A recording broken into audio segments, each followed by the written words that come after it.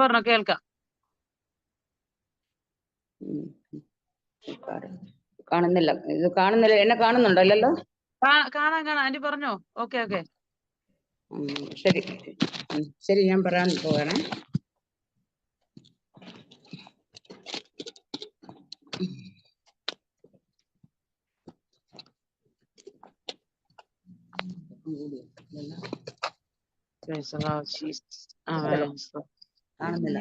കാണുന്നില്ല, ഇങ്ങനെതായിപ്പോയി. ഇവിടെ കാണുന്നില്ല. ഇപ്പൊ കാണും. നോക്കി വെക്കുന്നില്ല, ഇവിടെ കാണുന്നില്ല.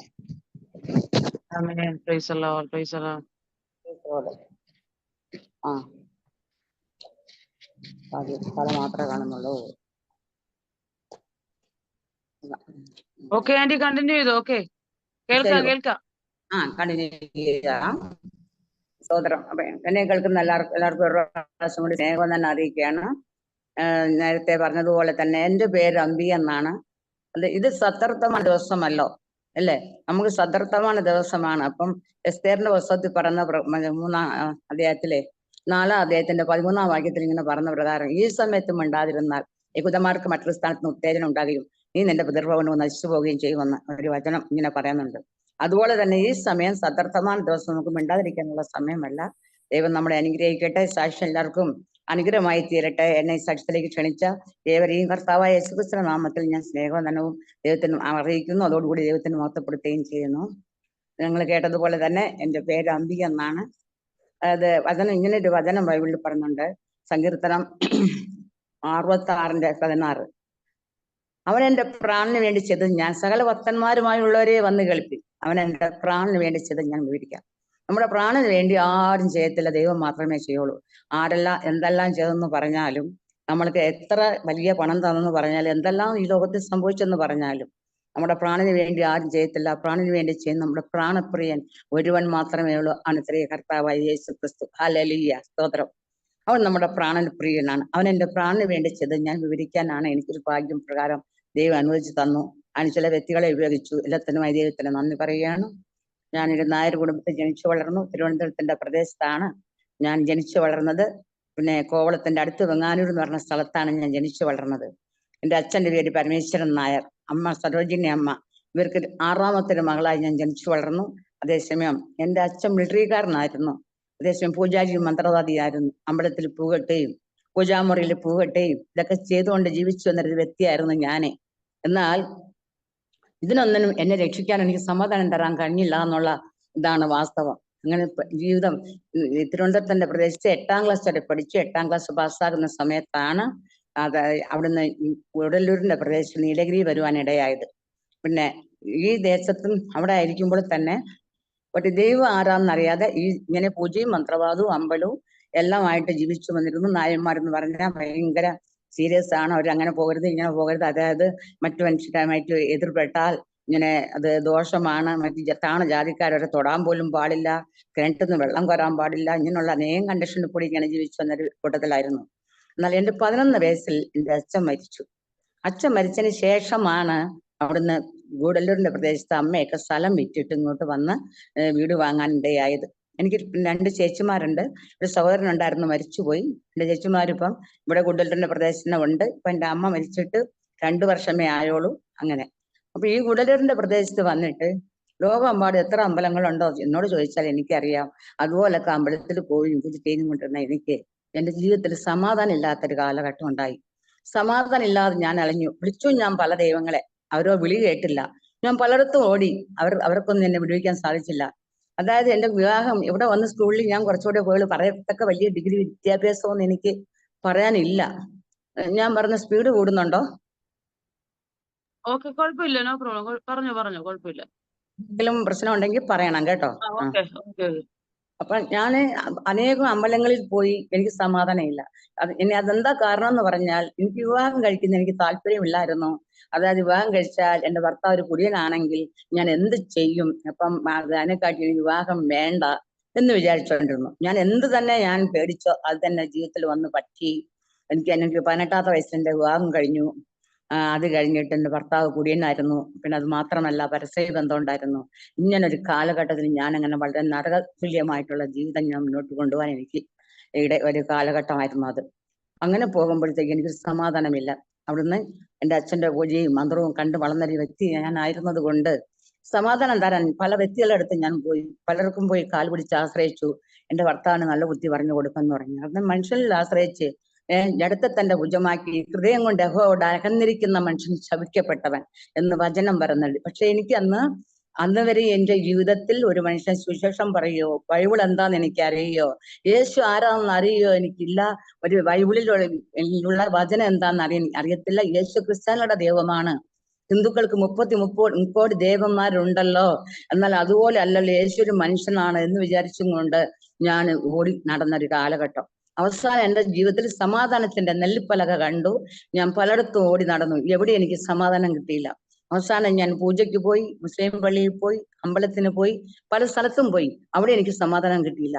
എന്നാൽ ഇതെല്ലാം കഴിഞ്ഞിട്ട് ഒരു ദിവസം മുസ്ലിം പള്ളിയിൽ പോയി, അവിടെയും സമാധാനം കിട്ടിയില്ല. കോഴി വെട്ടാൻ പറഞ്ഞിടത്ത് പോയി കോഴി വെട്ടുക, തകിടും കൂട് അടച്ചിടാൻ പറഞ്ഞിടത്ത് പോയി തകിടും കൂട് അടച്ചിടുക, ഇതെല്ലായിടത്തും പോയിട്ട് എനിക്കൊരു സമാധാനം കിട്ടി.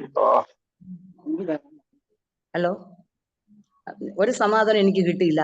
അവസാനം ഞാൻ എന്ത് ചെയ്തു, ഓടി നടന്ന് എന്റെ കയ്യിലുള്ള പൈസയൊക്കെ തീർന്ന് അങ്ങനെ ഇരുന്നപ്പോ ഞാൻ മന്ത്രവാദത്തിന് പോയി. കാരണം എനിക്ക് ദൈവം ആരാണെന്ന് എനിക്ക് അറിയില്ല. ഞാൻ അറിഞ്ഞ ദൈവങ്ങളെല്ലാം അങ്ങ് വിളിക്കുക. ഒന്നുമില്ലേ ഹിന്ദുവിന്റെ ദൈവം, അല്ലെങ്കിൽ ക്രിസ്ത്യാനിയുടെ ദൈവം, അല്ലെങ്കിൽ മുസ്ലിമിന്റെ ദൈവം, ഏതെങ്കിലും ദൈവം എന്നെ വിടുവിക്കട്ടെ എന്ന് പറഞ്ഞിട്ട് ഞാൻ ലോകം മുഴുവൻ ഓടി നടന്നു. അവസാനം മുസ്ലിം പള്ളി പോയപ്പോ ഒരു നറുക്കെഴുതി തന്നു, ഇത് നീ കലക്കി കുടിച്ചാൽ മതി, എനിക്ക് സമാധാനം കിട്ടുമെന്ന് പറഞ്ഞു. അങ്ങനെ ഞാൻ ചെയ്തു നോക്കി. കുരിശുപള്ളി പോയി മെഴുതിരി കത്തിച്ച് നോക്കി, പലയിടത്തും പോയി പലതും ചെയ്തു. ഉണ്ടിയപ്പെട്ടി കാണിക്കിട്ട് നോക്കി, മെഴുതിരി കത്തിച്ച് നോക്കി, പലവരെയും കാൽ പിടിച്ച് നോക്കി. അവസാനം ഞാൻ എന്ത് ചെയ്യണമെന്ന് എനിക്കറിയാതെ ഞാൻ കറങ്ങി.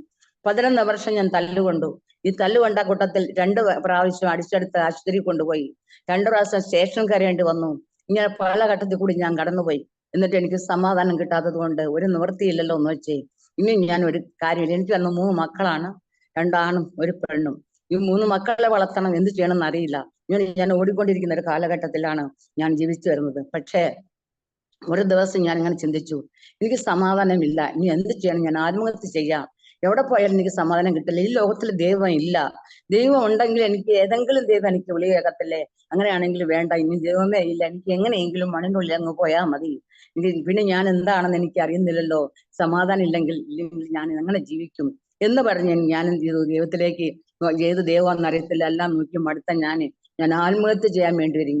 കാരണം മന്ത്രവാദികൾക്കോ ഈ ലോകത്തിലുള്ള ഒരു വ്യക്തിക്കും എനിക്ക് സമാധാനം തരാൻ കഴിയില്ലെന്ന് ഞാൻ ഉറച്ചു.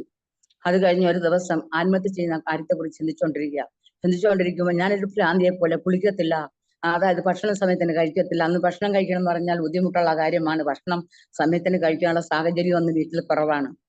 അങ്ങനെ ഇരിക്കുമ്പോൾ എന്റെ വീട്ടിൽ മെയിൻ റോഡിന്റെ മൈസൂർ റൂട്ട് മെയിൻ റോഡിന്റെ ഓരത്ത് എന്റെ വീട്. അവിടെ ഒരു വണ്ടി പോലും മറിഞ്ഞു എന്റെ പറമ്പിലേക്ക്. എന്നിട്ട് പോലും ഞാൻ അവിടെ നിന്ന് എണീക്കുന്നില്ല. കാരണം എന്റെ വേദന അത്ര വലുത്. മരിക്കുന്നവൻ അതോടെ മരിച്ചു പോകും, പക്ഷെ എന്റെ കാര്യത്തിന് ഒരു തീരുമാനം ഇല്ലല്ലോ എന്ന് പറഞ്ഞ് ഞാൻ അവിടെ തന്നെ ഇരിക്കുകയാണ്. ഇങ്ങനെ ദുഃഖത്താൽ ഞാൻ വലഞ്ഞു. അങ്ങനെ കരഞ്ഞ് അങ്ങനെ ജീവിതത്തിൽ നെടുവീർപ്പിട്ട് കണ്ണുനീരിട്ട് ഞാൻ പോകുന്ന സമയത്ത് ഒരു ദിവസം ഞാൻ എന്റെ വീട്ടിൽ മുമ്പ് താമസിച്ചിരുന്ന സ്ഥലത്തുള്ള ഒരു ചേച്ചി, അന്ന് ഒരു ഹിന്ദുവിൽ ഇരിക്കുന്ന ഒരു ചേച്ചിയാണ്. ആ ചേച്ചി എന്നോട് ചോദിച്ചു, നീ ഇപ്പോഴും ജീവിച്ചിരിപ്പുണ്ടോന്ന് ചോദിച്ചു. ചോദിക്കാൻ കാരണമുണ്ട്. കാരണം അനേക തല്ലുകൾ ഇവരെ കണ്ണുകൊണ്ട് കണ്ടിട്ടുണ്ട്. അടിച്ചെടുത്ത് ഹോസ്പിറ്റലിൽ കൊണ്ടുപോകുന്നത് ഇവർ കണ്ടിട്ടുണ്ട്. അതുകൊണ്ട് അവരത് ചോദിച്ചു. ഞാൻ പറഞ്ഞു, ചേച്ചി ഇപ്പോഴും സമാധാനമില്ല, എന്ത് ചെയ്യണമെന്ന് എനിക്ക് അറിയുന്നില്ല എന്നും എന്നെ പറയാനുണ്ടായി. ആ ചേച്ചി പറഞ്ഞു, എന്റെ മോൾക്ക് വേണ്ടി ഞാൻ പ്രാർത്ഥിച്ചു, എനിക്ക് സമാധാനം കിട്ടി. നീ യേശുവിനോട് പ്രാർത്ഥിക്കുക, നിനക്ക് സമാധാനം കിട്ടുമെന്ന് പറഞ്ഞു. ഞാൻ അവരോട് പറഞ്ഞത്, യേശു മരിച്ചില്ലേ, അങ്ങനെ യേശു ഒരു വ്യക്തിയല്ലേ, യേശു സ്വന്തമായി ജീവിക്കാൻ പറ്റിയില്ലല്ലോ, ആ മരിച്ച യേശു എന്നെ എങ്ങനെ രക്ഷിക്കുക എന്ന് ഞാൻ ഇങ്ങനെ അവരോട് ചോദിച്ചു. എന്നാൽ ഇത് ആ ദിവസം വിട്ടു പോകുന്നു. എങ്കിലും എനിക്ക് പ്രാർത്ഥിക്കണമെന്നോ യേശുവിനോട് പ്രാർത്ഥിക്കണമെന്ന് തോന്നിയില്ല. കുറെ നാൾ കഴിഞ്ഞു ഒരു ദിവസം ഇങ്ങനെ ഒരു രക്തക്കളം പോലെ ഒഴുകുന്ന ഒരവസ്ഥ, ഒരു ടോർച്ച് കൊണ്ട് ഇങ്ങനെ മണ്ടയൊക്കെ അടിച്ചു പൊളിച്ചു മുക്കിക്കൂടിയും വായിക്കൂടിയും ചോര വരുന്ന ഒരവസ്ഥയിലായപ്പോൾ ഞാൻ മേലെ വീട്ടിലേക്ക് കയറി ഓടി. അവിടുന്ന് മുടിക്കുത്തനെ പിടിച്ച് വീട്ടിൽ കൊണ്ടിട്ടു. അവിടെ ഇട്ടിട്ട് വീണ്ടും ഈ മനുഷ്യൻ പരസ്ത്രീ ബന്ധത്തിന് പോയി. മദ്യപിക്കും, പരസ്ത്രീ ബന്ധമുണ്ട്, എല്ലാ ഇതുമുണ്ട്. വീട്ടിൽ ഭക്ഷണത്തിന് ഭയങ്കര ബുദ്ധിമുട്ടുള്ള ഒരു സമയമാണ്. എല്ലാം കിട്ടിയ വളരെ പല രീതിയിലും ചെലവഴിക്കും. സാമ്പത്തികമായിട്ട് കഴിയുകയാണെങ്കിൽ ഒരുവിധം മാന്യമായിട്ട് കഴിയാമായിരുന്നു. ആ പൈസ അനാവശ്യമായി ചെലവഴിച്ച് ഞങ്ങൾ അരക്കഞ്ഞി എന്ന് പറഞ്ഞ ആ രീതിയിൽ ഇങ്ങനെ ജീവിതം മുന്നോട്ട് പോകാം. പക്ഷെ ഞാൻ വിചാരിച്ചു ഇനിയും മരിച്ചേക്ക്, എന്തായാലും ജീവിച്ചിട്ട് കാര്യമില്ല. എന്നാൽ 3 മക്കളെ ഇട്ടിട്ട് മരിക്കാൻ എനിക്ക് മനസ്സില്ല. ഞാൻ മരിച്ചു കഴിഞ്ഞാൽ ഈ കുഞ്ഞുങ്ങളെ അന്യ സ്ത്രീയുടെ അടുത്ത് കൊണ്ടുപോകും. ഈ മക്കൾ ഒരു ദിവസം ഞാൻ ബോധം കെടുത്തിയിട്ട സമയത്ത് എന്റെ മൂത്തവൻ എന്റെ തലയിൽ അടുത്ത് വന്നിരുന്നിട്ട് ഞാൻ കരഞ്ഞു പറയുന്നു, അച്ഛനമ്മേനെ തല്ലിക്കൊന്നു, ഞങ്ങൾ ഇനി എന്താ ചെയ്യാന്ന് പറഞ്ഞ ഒരവസ്ഥ അടുത്ത വീട്ടുകാരെന്നോട് പറയുന്നത് എനിക്ക് ഞാൻ കേട്ടിട്ടുണ്ട് അതിന് മുമ്പ്. അത് കാരണം ഇങ്ങനെ സംഭവിക്കുമല്ലോ എന്ന് വെച്ചിട്ട് ഇത് മക്കളിട്ടിട്ട് മരിക്കാൻ മനസ്സില്ലാതെ ഇങ്ങനെ ഞാൻ നീറി എന്ത് ചെയ്യണമെന്ന് അറിയാതെ പുകയുക. എന്നാൽ ഇഞ്ചിഞ്ചായിട്ട് ഞാൻ മരിച്ചുകൊണ്ടിരിക്കുക, തല്ലുകൊണ്ട് ഇഞ്ചിഞ്ചായിട്ട് മരിച്ചുകൊണ്ടിരിക്കുക. ആ ഘട്ടത്തിൽ എനിക്ക് തോന്നി എന്തായാലും ചെയ്യാൻ ഉറച്ചിരിക്കുന്ന സമയത്ത് എനിക്ക് തോന്നി, എന്താ ആ ചേച്ചി എന്നോട് പറഞ്ഞല്ലോ, ശരി, ഈ ലോകത്തിൽ എല്ലായിടത്തും വിളിച്ചു, അവിടെ ഒന്നുമില്ല. വിളിച്ചു ഞാൻ പല ദൈവങ്ങളെ, അവരോ വിളി കേട്ടില്ല. കണ്ണുണ്ടെങ്കിൽ കണ്ടില്ല, മൂക്കുണ്ടെങ്കിൽ മണക്കുന്നില്ല, വാവുകൊണ്ട് സംസാരിക്കുന്നില്ല. എന്നാൽ ബൈബിളിന്റെ വചനം ഇങ്ങനെ പറയുന്നു, ഞാൻ എന്റെ കണ്ണ് പർവ്വതങ്ങളിലേക്ക് ഉയർത്തുന്നു, എനിക്ക് സഹായം എവിടെ നിന്ന് വരും? ആകാശവും ഭൂമി ഉണ്ടാക്കിയ കൊല്ലുന്ന വരുന്നു. ആകാശവും ഭൂമി ഉണ്ടാക്കാത്ത ദൈവമല്ല, യഹോവയോ ആകാശവും ഭൂമി ഉണ്ടാക്കിയവൻ. അപ്പൊ അവങ്കിൽ ആ ദൈവത്തിലേക്ക് അന്ന് വചനം ഒന്നും അറിയില്ലെങ്കിലും ഞാൻ എന്റെ മനസ്സിൽ ഇങ്ങനെ ചിന്തിച്ചു, ഏതോ താഴ്ന്ന ആർക്കും ഒന്നും കൊടുക്കാൻ മേലോട്ട് പറ്റത്തില്ല, മേലെന്നാരും ഇങ്ങോട്ട് കൈ നീട്ടാനും പറ്റത്തില്ല, കൈക്കൂലി വാങ്ങാനും പറ്റത്തില്ല. അന്ന് ഞാൻ ഓടിയത് മുഴുവൻ കൈക്കൂലിയുടെ കൂമ്പാരത്തിന്റെ പുറത്തുകൂടിയാണ്. അപ്പൊ അങ്ങനെ ഓടി, എന്നിട്ട് പോലും അവസാനം പൈസയും ഇല്ല, ഒന്നുമില്ല. എല്ലാവരും, ഞാൻ വിളിച്ചവരും പോയവരും നിന്നവരും ഞാൻ കണ്ടവരും എല്ലാവരും എന്നെ കൈവിട്ടു. ഘട്ടത്തിലായപ്പോൾ ഞാൻ ഓർത്തു, അവിടുന്ന് ആരും നോക്കിയാലും വാങ്ങാനും ഒന്നും പറ്റത്തില്ലല്ലോ, എന്നാ മേലെ എന്തോ ഒന്നും ഉണ്ട്, എന്താണെന്ന് എനിക്ക് അറിയില്ല. അവിടെ കൂടി വിളിച്ചിട്ട് പിന്നെ മരിക്കാം എന്ന് വിചാരിച്ചിട്ട് ഞാൻ ഒരു ദിവസം ഇങ്ങനെ ചിന്തിച്ചു. അപ്പൊ ഞാൻ ആ ചേച്ചിയോടൊന്ന് ചോദിച്ചു, എങ്ങനെയാ എനിക്ക് പ്രാർത്ഥിക്കുന്ന എനിക്ക് അറിയില്ലല്ലോ എന്ന് പറഞ്ഞു. ആ ചേച്ചി എന്നോട് പറഞ്ഞു, നീ യേശുവിനോട് നിന്നെ ദുഃഖം മാത്രം പറഞ്ഞാൽ മതി. അത് മനുഷ്യൻ ദുഃഖമൊക്കെയും പലരോടും പങ്കുവെക്കും, ആരോടും പങ്കുവെച്ചിട്ടൊരു കാര്യവുമില്ല എന്ന് എനിക്ക് എന്റെ ജീവിതത്തിൽ മനസ്സിലായി. എന്നാൽ നിന്റെ സങ്കടം മാത്രം അങ്ങോട്ട് പറഞ്ഞാൽ മതി. എന്റെ മകൾക്ക് സമാധാനം തന്നു. ആ ചേച്ചി അന്ന് ഹിന്ദുവിലിരിക്കുകയാണ്. ആ ചേച്ചിയുടെ മകൾ ഒരു ഭർത്താവുമായിട്ടുള്ള ജീവിതത്തിലുള്ള വിഷയത്തിൽ ആ ചേച്ചിയുടെ മകൾക്ക് പ്രാർത്ഥിച്ചപ്പോൾ വിടുതൽ കിട്ടി. അതാണ് അവരെന്നോട് പറഞ്ഞ, വേറെ ഒന്നും അവർക്ക് പറയാൻ അറിയില്ല, അവരന്ന് ഹിന്ദുവിലാണ്. വിടുതൽ കിട്ടി. നിനക്ക് അറിയാവുന്ന പോലെ കർത്താവിനോട് പ്രാർത്ഥിച്ചാൽ മതി എന്ന് മാത്രം പറഞ്ഞു. എന്ത് പ്രാർത്ഥിക്കണം ഒന്നും പറഞ്ഞില്ല, നിന്റെ വിഷയം മാത്രം നീ പറഞ്ഞു പ്രാർത്ഥിച്ചാൽ മതിയെന്നു. എന്നാൽ അത് കഴിഞ്ഞ് വീണ്ടും മുന്നോട്ട് ഞാൻ ദിവസങ്ങളിൽ പോയപ്പോൾ വീണ്ടും പ്രതികൂലങ്ങൾ അധികമായി വന്നു. വീട്ടുകാർ പറഞ്ഞാലും കേൾക്കില്ല, അയൽവക്കക്കാർ പറഞ്ഞാലും കേൾക്കില്ല. ആരെങ്കിലും പ്രശ്നത്തിന് സംസാരിക്കാൻ വേണ്ടി വന്നാൽ കടാരക്കത്തി അവർ നേരെ നീട്ടുന്ന ഒരവസ്ഥയുണ്ട്. ഇതൊക്കെ പേടിച്ച് അയൽവക്കക്കാരും വരില്ല. ഈ മനുഷ്യൻ വീട്ടിൽ വരുമ്പോൾ എല്ലാവരും നിശബ്ദരായിരിക്കും, അയൽവക്കം പോലും അനങ്ങാതിരിക്കും. ആ ഘട്ടത്തിൽ ഒരു ദിവസം ഞാൻ ആരും കാണാതെ, എന്നാൽ നാളെ മരിച്ചേക്കാൻ ഒരിക്കലും ഞാൻ ജീവിക്കുന്നില്ല, മക്കളെ വളർത്തിയ ദൈവം തന്ന ദൈവം മക്കളെ നോക്കിക്കൊള്ളും എന്ന് പറഞ്ഞുകൊണ്ട് ഞാൻ വീടിന്റെ പിന്നാലെ മുട്ടുകുത്തിയിട്ട് ഞാൻ മേപ്പെട്ട് നോക്കിയിട്ട് ആകാശത്തിൽ നോക്കിയിട്ട് ഇങ്ങനെ പറഞ്ഞു, ഭൂമിയിൽ ഞാൻ സകലവും വിളിച്ചു മടുത്തു, എന്നാൽ മേലേക്ക് നോക്കി ഞാൻ ഇങ്ങനെ പറഞ്ഞു, ദൈവമേ എനിക്ക് സമാധാനം തരണം, എന്റെ കുറവുകളെ ക്ഷമിക്കണം, മക്കളിട്ടിട്ട് മരിക്കാൻ എനിക്ക് മനസ്സില്ല, അല്ലെങ്കിൽ മൂപ്പര് ഒരടി അടിക്കുമ്പോഴേ നീ എന്നെ എടുത്തോളണം. യേശുവിന്റെ നാമത്തിൽ തന്നെ സ്വർഗസ്ഥ പിതാവ്. ഇത്രയും മാത്രമേ ഞാൻ പറയുന്നുള്ളൂ. ഇതെന്താണ് ഇതിന്റെ അർത്ഥമൊന്നും, അല്ലെങ്കിൽ ഇത് പറഞ്ഞാൽ മതിയോ ഒന്നും എനിക്കറിയില്ല. പക്ഷെ എന്റെ വായിൽ ഇത് ദൈവം തന്നതായിരിക്കും. കുറവുകളെ ക്ഷമിക്കണമെന്ന് പറഞ്ഞു, എനിക്ക് സമാധാനം തരണമെന്ന് പറഞ്ഞു, യേശുവിന്റെ നാമത്തിൽ ചോദിക്കുകയും ചെയ്തു. ഇതാരും പറഞ്ഞില്ലെങ്കിലും വേണ്ട എസൻസ് സ്ഥാനത്തുണ്ട്. പക്ഷെ ഞാൻ അങ്ങനെ പ്രാർത്ഥിച്ചു. പക്ഷെ ഒരു ദിവസം പ്രാർത്ഥിച്ചു, 2 ദിവസം പ്രാർത്ഥിച്ചു, 3, ഒന്നും എനിക്ക് സംഭവിച്ചില്ല. 4 കഴിഞ്ഞു, 5 കഴിഞ്ഞു. 6ാമത്തെ ദിവസം ഞാൻ സ്വർഗത്തിലേക്ക് നോക്കി ഞാൻ പ്രാർത്ഥിക്കുമ്പോൾ ഇങ്ങനെ പ്രാർത്ഥിച്ചിട്ട് ഞാൻ വീട്ടിൽ, ഈ ഒരു സെന്റൻസ് അല്ലാതെ വേറൊരു പ്രാർത്ഥന എനിക്കില്ല. അന്ന് മാത്രം ഉച്ച കഴിഞ്ഞ് ഞാൻ ഭക്ഷണം കഴിക്കത്തില്ല, ഉപവസിക്കും. ഉപവാസം എന്ന് വിചാരിച്ച് എടുക്കുന്നതല്ല, അന്ന് ഭക്ഷണം കഴിക്കേണ്ടെന്ന് പറഞ്ഞിട്ട് അങ്ങനെ ഞാൻ എടുക്കുകയാണ്. ഉപവാസം എന്താന്ന് എനിക്ക് അറിഞ്ഞിട്ടല്ല എടുക്കുന്നത്, വചനം എന്താണെന്ന് അറിയില്ല, യേശു ആരാന്നും അറിയില്ല. അങ്ങനെ ഞാൻ എടുക്കുമ്പോൾ 6ാമത്തെ ദിവസം ഞാൻ പ്രാർത്ഥിച്ച് വീട്ടിൽ ഞാൻ കിടന്നുറങ്ങുന്ന സമയത്ത് രാത്രി ആരോടും പറയുന്നില്ല, ആരും അറിയാതെയാണ് ഞാൻ പ്രാർത്ഥിക്കുന്നത്. ഞാൻ കിടന്നുറങ്ങുന്ന സമയത്ത് എന്റെ മുമ്പിൽ യേശുവിനെ കുരിശ് തറച്ച് വെച്ചിട്ടുണ്ട്. രക്തം വെള്ളവും മാർന്നു പോയി. അങ്ങനെ പടഞ്ഞ് എന്റെ മുമ്പ് നിന്ന് മരിക്കുന്ന യേശുവിനെ ഞാൻ കണ്ണിടായി. അവസാനത്തുള്ളി വെള്ളത്തോളം അല്ലെ രക്തവും വെള്ളവും ഊറ്റിത്തന്ന് കുരിശിൽ നമുക്ക് വേണ്ടി പടഞ്ഞ് മരിച്ച യേശു എന്റെ മുമ്പിൽ നിന്ന് പടഞ്ഞ് പെടഞ്ഞ് തല ചാച്ചിട്ട് അങ്ങനെ മരിക്കുന്നു. ലാസ്റ്റ് വെള്ളം മാത്രം ഒഴുകി പോകുന്നു. ഞാൻ കണ്ണ് തുറന്ന് ഇങ്ങനെ നോക്കുന്ന സമയത്ത് ആരും കാണുന്നില്ല. എനിക്കൊരു വിധം ഭയം തോന്നി മനസ്സിൽ. കാരണം ഞാൻ ഇത് എന്താ ഇങ്ങനെ വിളിക്കുമ്പോൾ എനിക്കിത് കാണിച്ചു തരുന്നെങ്കിൽ ഈ രക്തക്കളം കാണിച്ചു തന്നത് ചിലപ്പോൾ നാളെ എന്റെ ജീവിതത്തിൽ ഇങ്ങനെ സംഭവിക്കുമായിരിക്കാം. ചിലപ്പോൾ കടാരൊക്കെ എന്റെ നെഞ്ചത്ത് പല പ്രാവശ്യം വന്നിട്ടുണ്ട്, താണിട്ടില്ല. എന്നാൽ യേശുവിനെ വിളിക്കുന്നല്ലോ, അപ്പൊ യേശു എനിക്ക് ഇങ്ങനെ കാണിച്ചു തന്നതാ. നാളെ നിനക്ക് നാളെ രക്തക്കളം വരാൻ പോകുന്നു എന്ന് കാണിച്ചു തന്നത് ആയിരിക്കണം എന്ന് വിചാരിച്ചു. ഒരു സമാധാനം ഇല്ല. വീണ്ടും ഞാൻ അങ്ങനെ മുന്നോട്ട് പോകുമ്പോ എന്റെ മനസ്സിലാരോ പറയാ, ഇനി കുറച്ച് ദിവസം കൂടെ പ്രാർത്ഥിക്കുക എന്നിട്ട് മരിച്ചാൽ മതി എന്ന് പറയുന്നത് പോലെ ഞാനത് വീണ്ടും തുടരുകയാണ്. അതായത് 21 ദിവസമൊക്കെ അങ്ങ് പ്രാർത്ഥിക്കാം. അത് ഹിന്ദുക്കളുടെ ഇത് പ്രകാരവും 21 അങ്ങനെ വളരെ ഉണ്ട്. വ്രതം എടുക്കുന്നതൊക്കെ 21 എടുക്കുന്നവരുണ്ട്, 40 എടുക്കുന്നവരൊക്കെ ഉണ്ട്. വ്രതത്തിന് വ്യത്യാസം ഉണ്ടെന്ന് മാത്രമേ ഉള്ളൂ. അപ്പൊ ഞാൻ ചോദിച്ചില്ല, കുറച്ച് ദിവസം കൂടെ പ്രാർത്ഥിക്കുക. അതാണ് ഞാൻ നാളെ മരിക്കാണ്ടിരിക്കുന്ന വ്യക്തിയാ. ആ വ്യക്തിക്ക് ഇപ്പൊ ഇനി എന്തായാലും എന്താ പ്രാർത്ഥിക്കുക, രണ്ടും കൽപ്പിച്ച് വീണ്ടും ഞാൻ പ്രാർത്ഥിക്കുന്നു. 7ാമത്തെ ദിവസം ഒന്നും സംഭവിച്ചില്ല. 8ാമത്തെ ദിവസം ഞാൻ അവിടെ നിന്ന് പ്രാർത്ഥിക്കുമ്പോൾ ആ സ്പോട്ടിൽ തന്നെ, അന്നേ ഞാൻ ചെറുപ്പത്തിൽ ഞാൻ ഇവിടെ സ്കൂളിലൊക്കെ ഇവിടെ വന്ന്, ഞാൻ പറഞ്ഞല്ലോ 8ാം ക്ലാസ് കഴിഞ്ഞിട്ട് ബാക്കി ഇവിടെ കുറച്ചുകൂടെ പഠിച്ചു. ആ സമയത്ത് സ്കൂളിലൊക്കെ പോണ സമയത്ത് എന്റെ വീട്ടിന്റെ അടുത്ത് ഒരു മാർത്തോമക്കാരുടെ കുടുംബമുണ്ട്. അവരുടെ വീട്ടിൽ ഞാൻ ഇങ്ങനെ ഇടയ്ക്ക് കളിക്കാനും അല്ലെങ്കിൽ അമ്മ എന്തെങ്കിലും സാധനത്തിനോ എന്തെങ്കിലുമൊക്കെ പറഞ്ഞു വിടും. ആ സമയത്ത് ഞാൻ ഇങ്ങനെ പോണ സമയത്ത് അവിടെ ഒരു വചനം, അത് വചനമാണെന്ന് എനിക്കറിയില്ല, എഴുതി വെച്ചിട്ടുണ്ട്.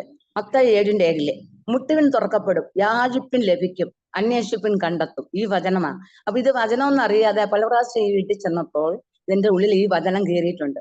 കാരണം ഈ വചനം എന്റെ ഹൃദയത്തിൽ എങ്ങനെ കയറിയെന്ന് എനിക്കറിയില്ല. 8ാമത്തെ ദിവസം ഞാൻ ഇങ്ങനെ പ്രാർത്ഥിക്കുന്ന സമയത്ത് തന്നെ ഈ ഹൃദയത്തിന്റെ അകത്തുനിന്ന് ഉരുത്തിരിഞ്ഞ് അത് ജീവൻ വച്ച് ഈ വചനം എന്നോട് സംസാരിക്കണം. നീ അവിടെ മുട്ടിയാൽ കിട്ടും, നീ അവിടെ യാചിച്ചാൽ ലഭിക്കും, അവിടെ അന്വേഷിച്ചാൽ നീ നിനക്ക് കണ്ടെത്തുന്നു. അപ്പൊ ഞാൻ മനസ്സുകൊണ്ട് വിചാരിക്കുക, ശരിയാ എന്ന് പറഞ്ഞ് ഹൃദയത്തിൽ ആരോ പറയുക, ഇത് അതൊരു കൃപ വ്യാപരിച്ചിട്ട് ഈ വചനം അങ്ങനെ ഉയരത്തിലേക്ക് ഇങ്ങനെ ആക്കിയിട്ട് അവിടുന്ന് കിട്ടും, അവിടെ അന്വേഷിച്ചാൽ കണ്ടെത്തും, അവിടെ മുട്ടിയാൽ തുറക്കും എന്നിങ്ങനെ എന്നോട് പറയുക, അവിടെ യാചിച്ചാൽ ലഭിക്കുമെന്ന്. വ്യക്തമായിട്ട് തന്നെ ഈ വചനം ഹൃദയത്തിൽ നിന്ന് ആരോ സംസാരിക്കുക, ഈ വചനം തന്നെ അതുപോലെ എന്നോട് സംസാരിക്കുള്ളൂ എന്ന്. ആ സമയത്ത് അതേ വിശ്വാസത്തിൽ ഞാൻ അങ്ങനെ ചോദിച്ച സമയത്ത് ആകാശം രണ്ടാക്കി പിളർന്നു. ഇടിമുഴക്കം പോലെ ഒരു രൂപം വെളിച്ചത്തോടു കൂടി എന്റെ മുമ്പിൽ ഇറങ്ങി വന്നു. എന്നെ വന്ന് മിന്നി അങ്ങനെ ഇത് മേഘത്തിനുള്ളിലേക്ക് കയറുന്നു. ഈ മിന്നുന്ന സമയത്ത് എന്റെ ശരീരത്തിൽ ഇപ്പൊ പറയുകയാണെങ്കിൽ ഒരു അഭിഷേകം തട്ടിയതുപോലെ, അന്ന് എനിക്കത് പറയാൻ പറ്റില്ല, ഒരു രോമകൃഷ്ണം കൊണ്ടതുപോലെ ഇങ്ങനെ ഒരു ചലനം പോലെ ഇത് മേഘത്തിനുള്ളിലേക്ക് കയറുകയും, അതായത് സങ്കീർത്തനം 51 പറയുന്നു, ഇടിമുഴക്കത്തിന്റെ ഉള്ളിൽ നിന്ന് ഞാൻ ഉത്തരം വരലും. നമ്മുടെ ദൈവം ഇടിമുഴക്കത്തിന്റെ ഉള്ളിൽ നിന്ന് ഉത്തരം തരുന്ന ദൈവമാണ്. ഏത് ഹൃദയത്തെയും തിരിക്കാൻ കഴിവുള്ള ഒരു ദൈവമാണ്. ഈ ദൈവം ആകാശത്തിലോട്ട് കയറുമ്പോൾ ആകാശം സ്വർഗം രണ്ടായിട്ട് പിളർന്ന് അതിന്റെ ഉള്ളിൽ വലിയൊരു ഒരു സിംഹാസനത്തിൽ വെള്ളവസ്ത്രം ധരിച്ചിട്ട് വലിയൊരു പുസ്തകം വെച്ചിട്ട് ഒരാളോടെ ഇരിക്കുന്നത് എന്റെ കണ്ണുകൊണ്ട് കണ്ടു. ഹല്ലേലൂയ, സ്തോത്രം. ആകാശം അങ്ങനെ മൂടി. അപ്പൊ ഞാൻ ഇങ്ങനെ ചിന്തിക്കാനുണ്ടായി, അയ്യോ ഇതെന്തോ ഞാൻ കണ്ടു, ഈ എന്നെ വന്ന് തൊട്ട ഈ ശക്തി വന്നിട്ട്. അപ്പൊ അവിടെയൊക്കെ വിരിച്ചു വ്യാപരിച്ചു, ഒരു ഇല പോലും അനങ്ങുന്നില്ല. ആ ഘട്ടത്തിൽ ആ സ്ഥലം എന്താ അവിടെ സംഭവിക്കുന്നത് എനിക്ക് മനസ്സിലാകുന്നേ ഇല്ല. അപ്പൊ ഇത് വന്ന് എന്നെ തൊട്ടിട്ട് തിരിച്ച് എന്റെ പിന്നാലെ വീട്ടിൽ കയറി വരാതിരിക്കാൻ വേണ്ടി പേടിച്ചിട്ട് ഞാൻ പുറകെ തിരിഞ്ഞിട്ട് എന്റെ വീട്ടിനകത്ത് കയറി ഞാൻ അങ്ങ് ഇരുന്ന് ചിന്തിക്കാനിടയായി. അപ്പൊ ഞാൻ കാഴ്ച കണ്ടത് ഇങ്ങനെ യേശുവിനെ കുരിശിൽ തറച്ചു വെച്ചിരിക്കുന്നു, രക്തവും വെള്ളവും മാർന്നു പോകുന്നു. ഈ യേശുവിനെ ഞാൻ കാണാനിടയായി. ഇന്നിപ്പോ ഞാൻ ഇങ്ങനെ കാണുന്നു. അപ്പൊ എന്തോ ഒരു ശക്തി നമ്മുടെ യേശുവിനുണ്ട്, എങ്കിലും അത് ക്രിസ്ത്യാനികളുടെ ദൈവമാണ് എന്നിങ്ങനെ കണക്കാക്കാനിടയായി. ഒരു ദിവസങ്ങൾ നീണ്ടുപോയി. എന്നാൽ അതിന്റെ പിറ്റേ ദിവസം എനിക്ക് ദൈവം സമാധാനം തന്നു. അതായത് കർത്താവ് പറയുന്നു, യോഹന്നാന്റെ സുവിശേഷം 14 അധികാരം വായിക്കുമ്പോൾ നമുക്ക് കാണാൻ കഴിയുന്നുണ്ട്, ഈ ലോകം നിനക്ക് സമാധാനം തരികയില്ല, ഞാൻ നിനക്ക് പോകുന്നത് നിനക്ക് പ്രയോജനം, ലോകം തരാത്ത സമാധാനം നിനക്ക് തന്നേച്ചു പോകുന്നു. എന്നാൽ അതിന് പിറ്റേ ദിവസം സമാധാനം തന്നത് എന്റെ ഹിതപ്രകാരമായിരുന്നില്ല, ദൈവത്തിന്റെ ഹിതപ്രകാരമായിരുന്നു. സ്തോത്രം. എന്റെ ഭർത്താവ് ലോകത്തുനിന്ന് മാറ്റപ്പെട്ടു. ഈ ഗൂഡല്ലൂരിന്റെ പ്രദേശത്ത് 1980 ഏപ്രിൽ മാസം 16-ാം തീയതി ശനിയാഴ്ച പകൽ 10:45 മണിക്ക് അവരുടെ സ്വന്തക്കാർ, അതായത് ഭർത്താവിന്റെ ചേട്ടൻ, പെങ്ങളുടെ കുടുംബം, ഇവരുടെ സ്വന്തക്കാരൊക്കെ കൂടി ഒരു ജീപ്പാള് എന്റെ വീട്ടിൽ വരികയും ഇവരെ അന്വേഷിക്കുകയും അവർ പോയി തന്നെ സ്ഥലത്താണ് രാവിലെ ഇങ്ങനെ പോയി എന്ന് പറയുകയും ചെയ്തപ്പോൾ അവർ അങ്ങനെ പറഞ്ഞു വീട്ടിൽ തിരിച്ചു. അങ്ങനെ പോയിട്ട് അന്ന് ആ 10:45 മണിക്ക് എന്റെ ഭർത്താവിനെ അവരെ ഉടലൊരുത്ത ടൗണിൽ ഇട്ടിട്ട് കുത്തിക്കൊല്ലുമായിരുന്നു ചെയ്തത്. പക്ഷെ ആ ദൈവം നമുക്ക് ദൈവത്തോട് ചോദ്യം ചെയ്യാൻ അറിയാറില്ല. എന്റെ മനസ്സിൽ ചിന്ത വന്നു, അങ്ങനെ ഞാനൊരു വിധവയായി. എന്റെ മനസ്സിൽ ചിന്ത വന്നപ്പോൾ ഞാൻ ഓർത്തു, അങ്ങനെയാണെങ്കിൽ യേശു ദൈവമല്ലല്ലോ, അങ്ങനെ എന്തുകൊണ്ട് എനിക്ക് നല്ലൊരു ഭർത്താവിനെ തന്നില്ല എന്ന് വിചാരിച്ചു. പക്ഷേ അങ്ങനെ അതായത് ഞാൻ വിചാരിച്ചുവെങ്കിലും ഞാനൊരു വിധവയായി ഇപ്പം നായന്മാർക്കെന്ന് പറഞ്ഞാല് പണത്തിൽ കുറഞ്ഞു, അതല്ലെങ്കിൽ എനിക്ക് ഇത് അവരുടെ മാതിരി ജാതിയിൽ അവരപ്പം ഞാനല്ല, അല്ലെങ്കിൽ ഞാൻ ഇതായിപ്പോയി, വിധവയായിപ്പോയി, ഒരു ജാതി ശരിയാ, ഇത് അവരെ ഒപ്പം നിൽക്കാൻ ജാതി എന്ന് പറഞ്ഞാൽ നായന്മാരിൽ സ്റ്റാറ്റസ് കുറഞ്ഞു പോയി, അവർ പണം ഇല്ലെങ്കിൽ അവർ നമ്മളെ തള്ളും. ഇങ്ങനെയൊക്കെ എല്ലാം ആയപ്പോഴുണ്ടല്ലോ വിധവയെ പിന്നെ കണി കാണാൻ കൊള്ളില്ല, കൈനീട്ടം കൊടുക്കാൻ കൊള്ളില്ല, അവളെ എതിർപ്പ് വന്നാൽ പറ്റില്ല, ഒരു കല്യാണ വീട്ടിൽ അവളെ വിളിക്കാൻ പറ്റത്തില്ല, ഒരു നല്ലൊരു കാര്യത്തിനെ അവളെ വിളിക്കരുത്. ഇങ്ങനെ പല പല പല ഐറ്റങ്ങൾ വെച്ചു. പിന്നെ പണത്തിലും കുറഞ്ഞതുകൊണ്ട് പറ്റ എനിക്ക് ഡിമാൻഡ് കുറഞ്ഞു. അങ്ങനെ എന്നെ തള്ളി വയ്ക്കുന്ന ഒരവസ്ഥ വന്നു. സ്തോത്രം. ആ അവസ്ഥയിൽ കൂടി ഞാൻ കുഞ്ഞുങ്ങളെ എസ്റ്റേറ്റിൽ ജോലി ചെയ്ത് 2-3 പശുക്കളുണ്ടായിരുന്നു, അവരെ വളർത്തി വളരെ ബുദ്ധിമുട്ടിയിട്ട് ഞാൻ എന്റെ മക്കളെ വളർത്തുവാനിടയായി. വളർത്തി കഷ്ടപ്പെട്ട് ജോലി കഴിഞ്ഞ് വന്ന് വെട്ടു പുല്ലും ഏറ്റി കൊണ്ടുവന്ന് അങ്ങനെ കഷ്ടപ്പെട്ടാണ് ഞാൻ എന്റെ മക്കളെ വളർത്തിക്കൊണ്ട് വന്നത്.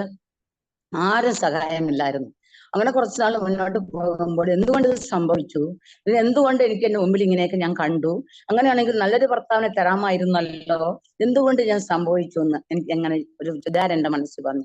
ഇങ്ങനെ ഇരിക്കുമ്പോൾ കുറച്ചു നാൾ പോകുമ്പോൾ ഒരു ദിവസം ഒരു ദൂതൻ വന്നിട്ട്, ദൂതനാന്ന് എനിക്ക് അന്ന് അറിയില്ല, പിന്നെ മനസ്സിലായത്, എന്നോട് പറയാണ്, നീ മത്തായിയുടെ സുവിശേഷം 21-ാം അധ്യായം എടുത്ത് വായിച്ചു നോക്കുന്നത്. എനിക്ക് മനസ്സിലായില്ല, അത് ഞാൻ വിട്ടു. അത് കഴിഞ്ഞ അതേസമയം എന്റെ വീട്ടിൽ ബൈബിൾ ഉള്ളത് മറ്റാർക്കും അറിയത്തില്ല. അയൽവക്കത്തുള്ള അടുത്ത വീട്ടിലുള്ള ഒരു വ്യക്തി എന്റെ ഭർത്താവ് മരിക്കുമ്പോൾ ഒരു ബൈബിൾ എനിക്ക് കൊണ്ടു തന്നു. അതായത് ഈ ബൈബിള് ക്രിസ്ത്യാനിയുള്ള പുസ്തകമാണ്, എനിക്ക് ഒട്ടും താല്പര്യമില്ലല്ലോ എന്ന് വെച്ചിട്ട്, എന്റേതല്ലല്ലോ, ഇതെനിക്ക് ആവശ്യമില്ലല്ലോ, നമ്മൾ നയന്മാരല്ലേ, 30 ദേവന്മാരുണ്ടല്ലോ, ഇത് നമുക്ക് എന്തിനാ എന്ന് വെച്ച് ഏതോ ഒരു ഭാഗത്ത് ഞാൻ മേലെ ഭാഗത്തെ വീട്ടിന്റെ എവിടെ ഞാൻ ഒതുക്കി അങ്ങ് വെച്ചു. പക്ഷെ ദൈവത്തിന് അറിയാം എന്റെ വീട്ടിൽ ബൈബിൾ ഉണ്ടെന്ന്. അതുകൊണ്ട് ആ ദൂതനെ വിട്ടിട്ട് എന്നോട് പറഞ്ഞത്, നീ ബൈബിൾ എടുത്ത് മത്തായിയുടെ സുവിശേഷം 21-ാം അധ്യായം എടുത്ത് വായിക്ക് എന്ന് പറഞ്ഞത്. എന്നാൽ അതുകൊണ്ട് ഞാൻ വായിക്കാൻ തയ്യാറായില്ല. ഇത് ബൈബിളിലുള്ളതാ പറയണമെന്ന് പോലും എനിക്ക് അറിയില്ലായിരുന്നു. കുറച്ചു നാൾ വീണ്ടും കടന്നുപോയി കുറച്ചു നാൾ കഴിഞ്ഞപ്പോൾ എനിക്ക് ദൈവം ഓരോരോ ദർശനങ്ങൾ ഞാൻ തരുവാനിടയായി. ദർശനങ്ങൾ എന്ന് പറഞ്ഞാൽ യേശുവിനെ ഉയർപ്പിച്ചത്, യേശു മരിച്ചെടുന്ന് ഉയർത്തെഴുന്നേൽക്കുന്നത്. അതായത് ഇത് മാർത്തയും മറിയും കല്ലറയുടെ അടുത്ത് വന്ന് നിൽക്കുന്നു. യേശുവിന്റെ കല്ലറ തുറന്നു കിടപ്പുണ്ട്. ആ കല്ലറയിൽ ഒരു കൂട്ട് മാത്രം ഉണ്ട്. അതിനകത്ത് തിരികെ പോലെ ഒരു തുണി, സൈഡിൽ 2-3 തുണി അങ്ങനെ ഇരിക്കുന്നു. 2 വെള്ള വസ്ത്ര തലയിൽ കൂടെ ഒക്കെ ഇട്ട് ധരിച്ച 2 സ്ത്രീകൾ അതിന്റെ അടുത്ത് നിൽക്കുന്നു. എന്നാൽ കല്ലറയുടെ പുറത്ത് ആരോ വന്നിരിക്കുന്നു. കല്ലറയുടെ പുറത്തൊരു പൂട്ടുണ്ട്. അങ്ങനെ കല്ലറ തുറന്ന് കല്ല് ചുറ്റി മാറ്റി വെച്ചിരിക്കുന്ന ഈ യേശുവിന്റെ തുറക്കപ്പെട്ട കല്ലറ ഞാൻ കാണാനിടയായി. സ്തോത്രം. അത് കഴിഞ്ഞ് കുറച്ചു നാള് വീണ്ടും കഴിഞ്ഞപ്പോൾ വീണ്ടും ഞാൻ കാണുന്നത് ഇതാണ് എന്ന് വെച്ചാൽ ലാസറിനെ ഉയർപ്പിക്കുന്ന യേശു. ഹല്ലേലൂയ. അതായത് എന്റെ ടെസ്റ്റിമണി പറയുമ്പോൾ ആസ്വാദിയിൽ എന്റെ ടെസ്റ്റിമണി ഉണ്ട്, ആരോഗ്യം കൊടുത്തിട്ടുണ്ട്. പക്ഷെ ഞാൻ പറയുമ്പോൾ അങ്ങോട്ടും ഇങ്ങോട്ടും ആദ്യത്തേത് രണ്ടാമതൊക്കെ ചിലപ്പോൾ ഞാൻ പറഞ്ഞിട്ടുണ്ടാവും. എന്നാൽ അതായത് ഈ കല്ലുരുട്ടി മാറ്റി വെച്ചിരിക്കുന്നു. അത് യേശുവിൻ്റെത്. എന്നാൽ ലാസറിന്റെ കല്ലറ എന്ന് പറഞ്ഞാൽ ആ കല്ലറയുടെ സെന്ററിൽ കൂടി ലാസർ പുറത്തു വരുന്നു. അതിന്റെ സൈഡിൽ 2 സ്ത്രീകളും ഒരു പുരുഷനും ഇങ്ങനെ നിൽക്കുന്നുണ്ട്. ആ പുരുഷൻ നിൽക്കുമ്പോൾ ഈ ലാസറിനെ നീണ്ടിട്ട് തലയിലൊക്കെ വെള്ളവസ്ത്രം ധരിച്ച് അങ്ങനെ കെട്ടപ്പെട്ട ഒരു തുണിയോടുകൂടി ലാസർ പുറത്തു വന്ന് നിൽക്കുന്നു. തന്നെ കെട്ടുന്നതായിട്ട് ആ കല്ലറയുടെ പുറത്തുനിന്ന് വന്ന വലിയൊരു മനുഷ്യൻ നിന്ന് തുണിയുടെ കെട്ടുകൾ ഇങ്ങനെ അഴിക്കുന്നത് ഞാൻ ദർശനത്തിൽ കണ്ടിട്ടുണ്ട്.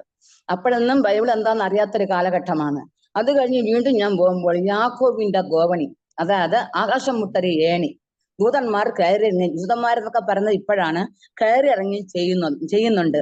എന്നാൽ മേലെ സ്വർഗത്തിലെ അതായത് ഒരു സിംഹാസനത്തിൽ ഒരാൾ ഇരിക്കുന്നുണ്ട്. അതിന്റെ താഴെ ഒരു കല്ല് വെച്ചിട്ട് ഒരാൾ കിടക്കുന്നുണ്ട്. കുറെ പേര് മേലോട്ട് കയറുന്നു, കുറെ പേര് ഏണി കൂടി താഴോട്ട് ഇറങ്ങുന്നു. ആകാശം മുട്ടൊരു ഏണി.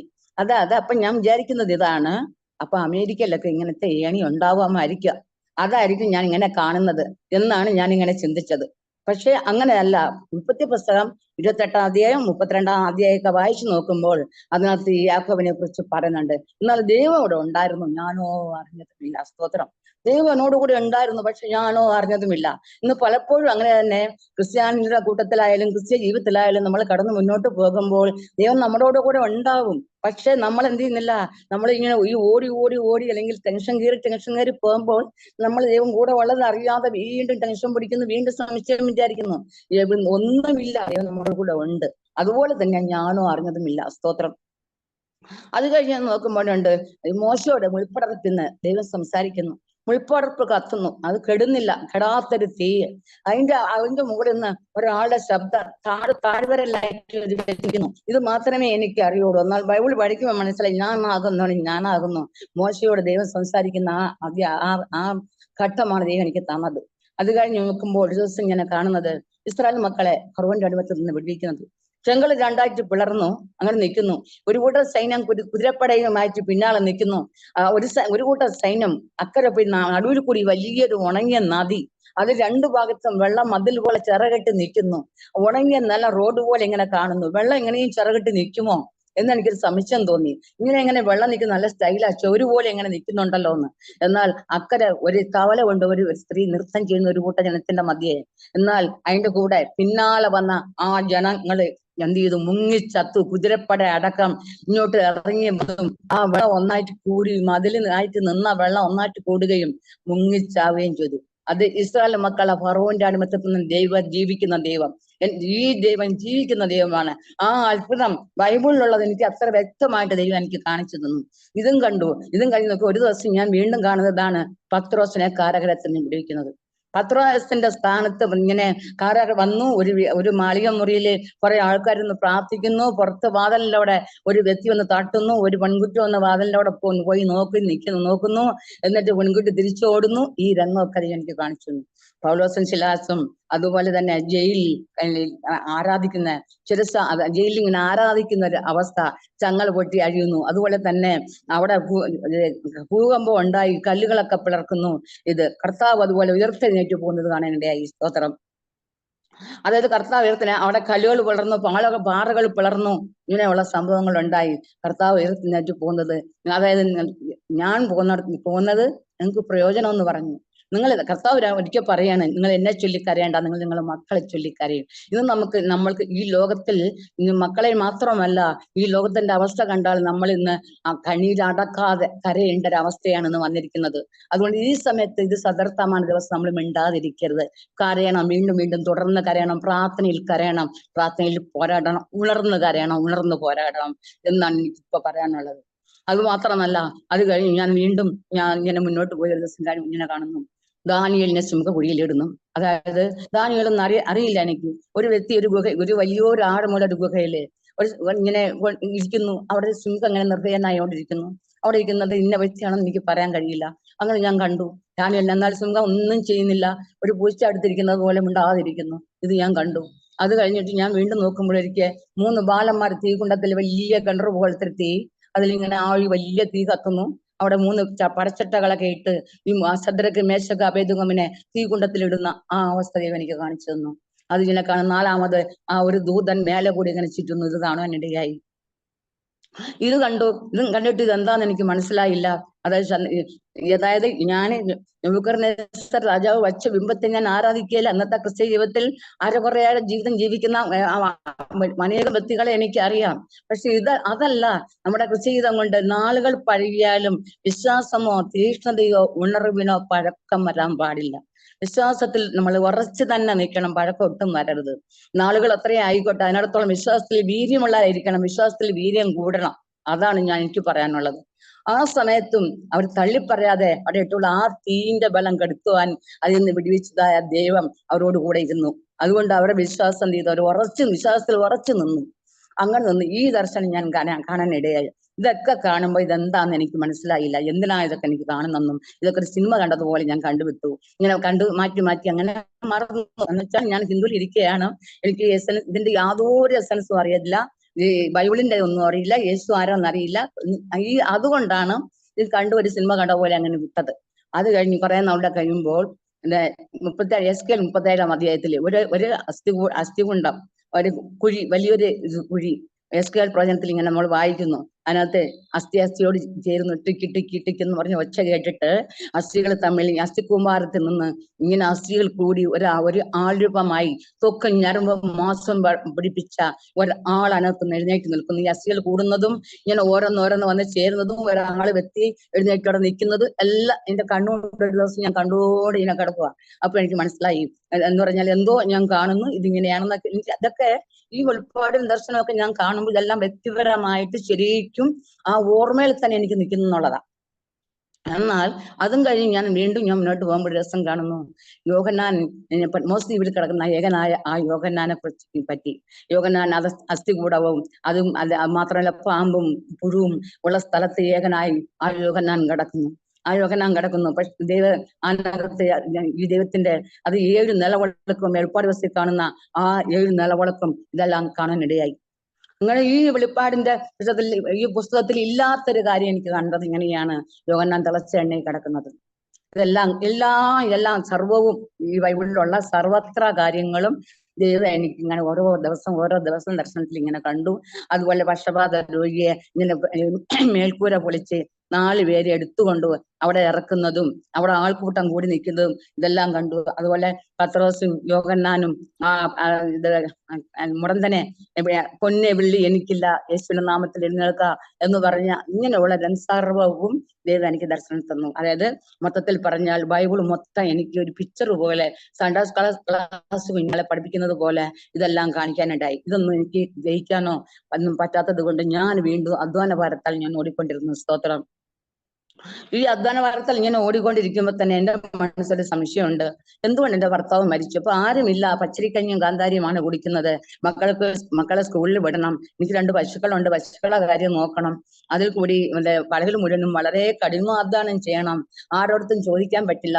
വിധവയായി കണ്ടില്ലേ വന്നിരിക്കുന്നു ചോദിക്കാനെന്ന് പറയും. അതുകൊണ്ട് ബന്ധക്കാരെ ആശ്രയിക്കരുത്, മറ്റു മനുഷ്യരെ ആശ്രയിക്കരുതെന്നും പറഞ്ഞു ഒരു വൈരാഗ്യത്തിലും മക്കളെ വളർത്തുവാൻ അയൽവക്കത്തെ വീട്ടിൽ പോലും വിടരുതെന്നൊരു വൈരാഗ്യം ഉള്ളത് കൊണ്ട് അങ്ങനെ മക്കളെ വളർത്തുവാൻ ഇടയായി. സ്തോത്രം.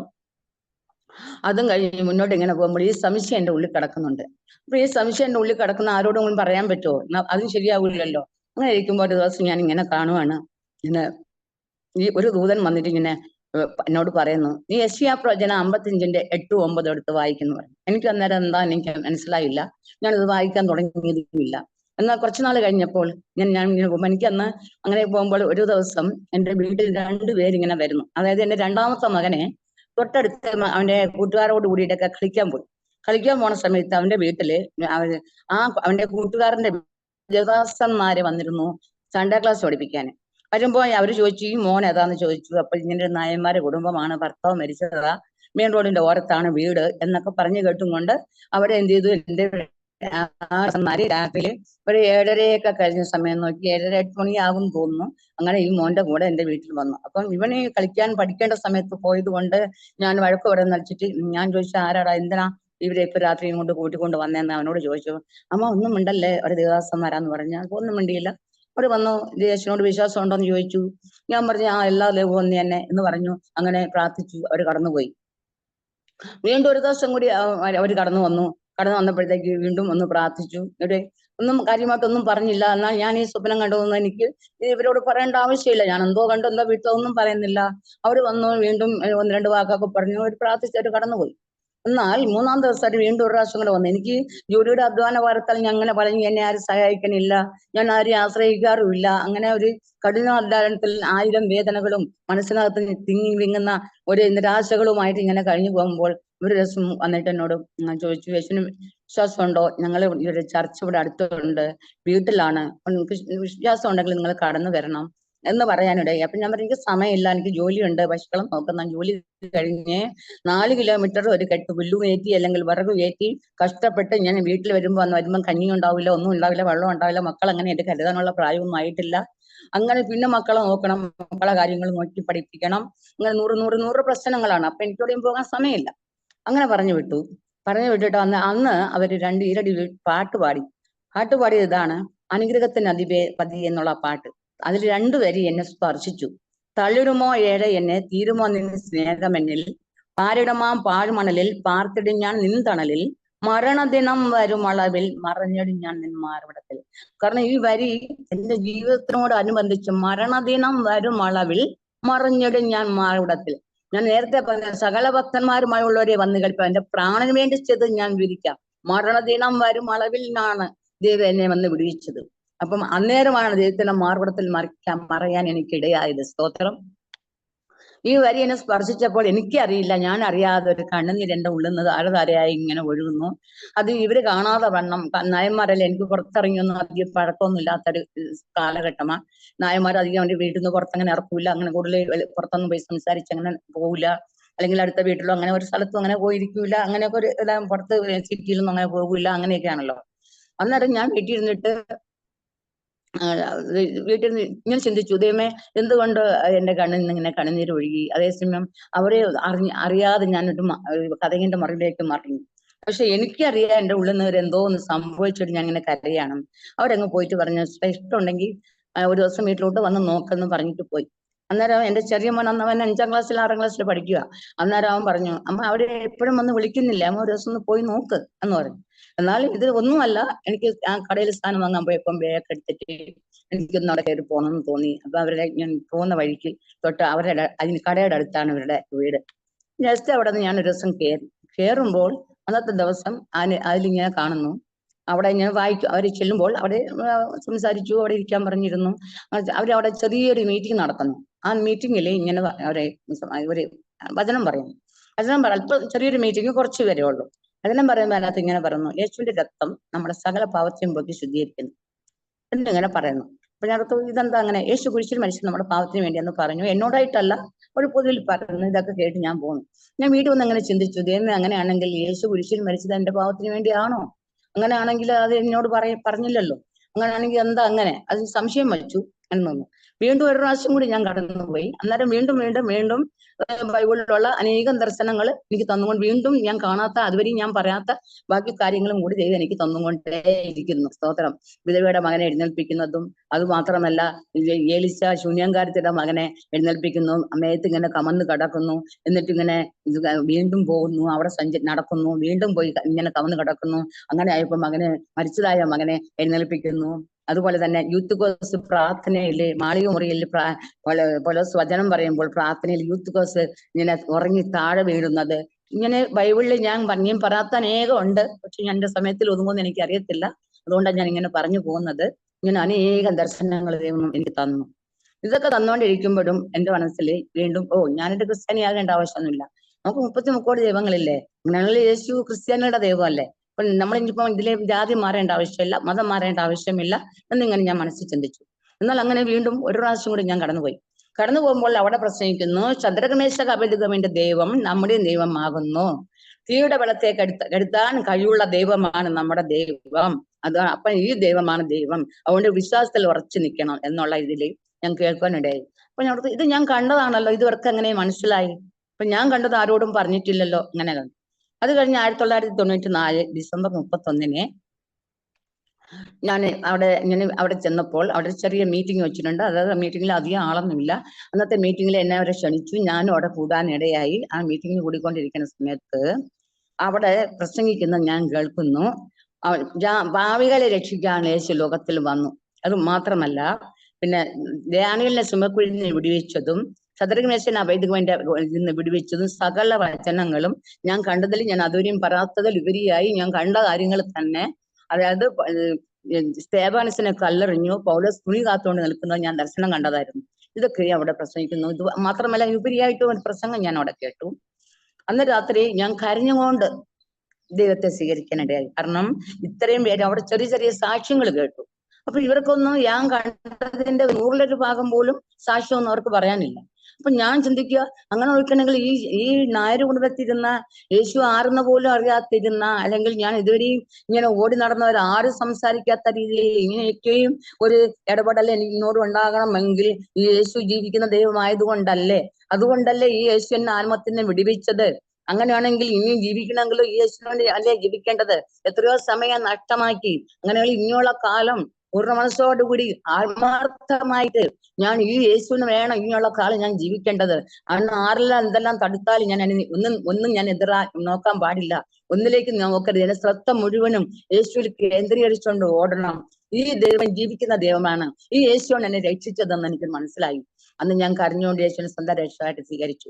ആകാശത്തിന്റെ കീഴിലും മനുഷ്യരുടെ ഇടയിൽ പാപികളെ രക്ഷിക്കാൻ യേശുവിന്റെ നാമം അല്ലാതെ മറ്റൊരു നാമം ഇല്ല.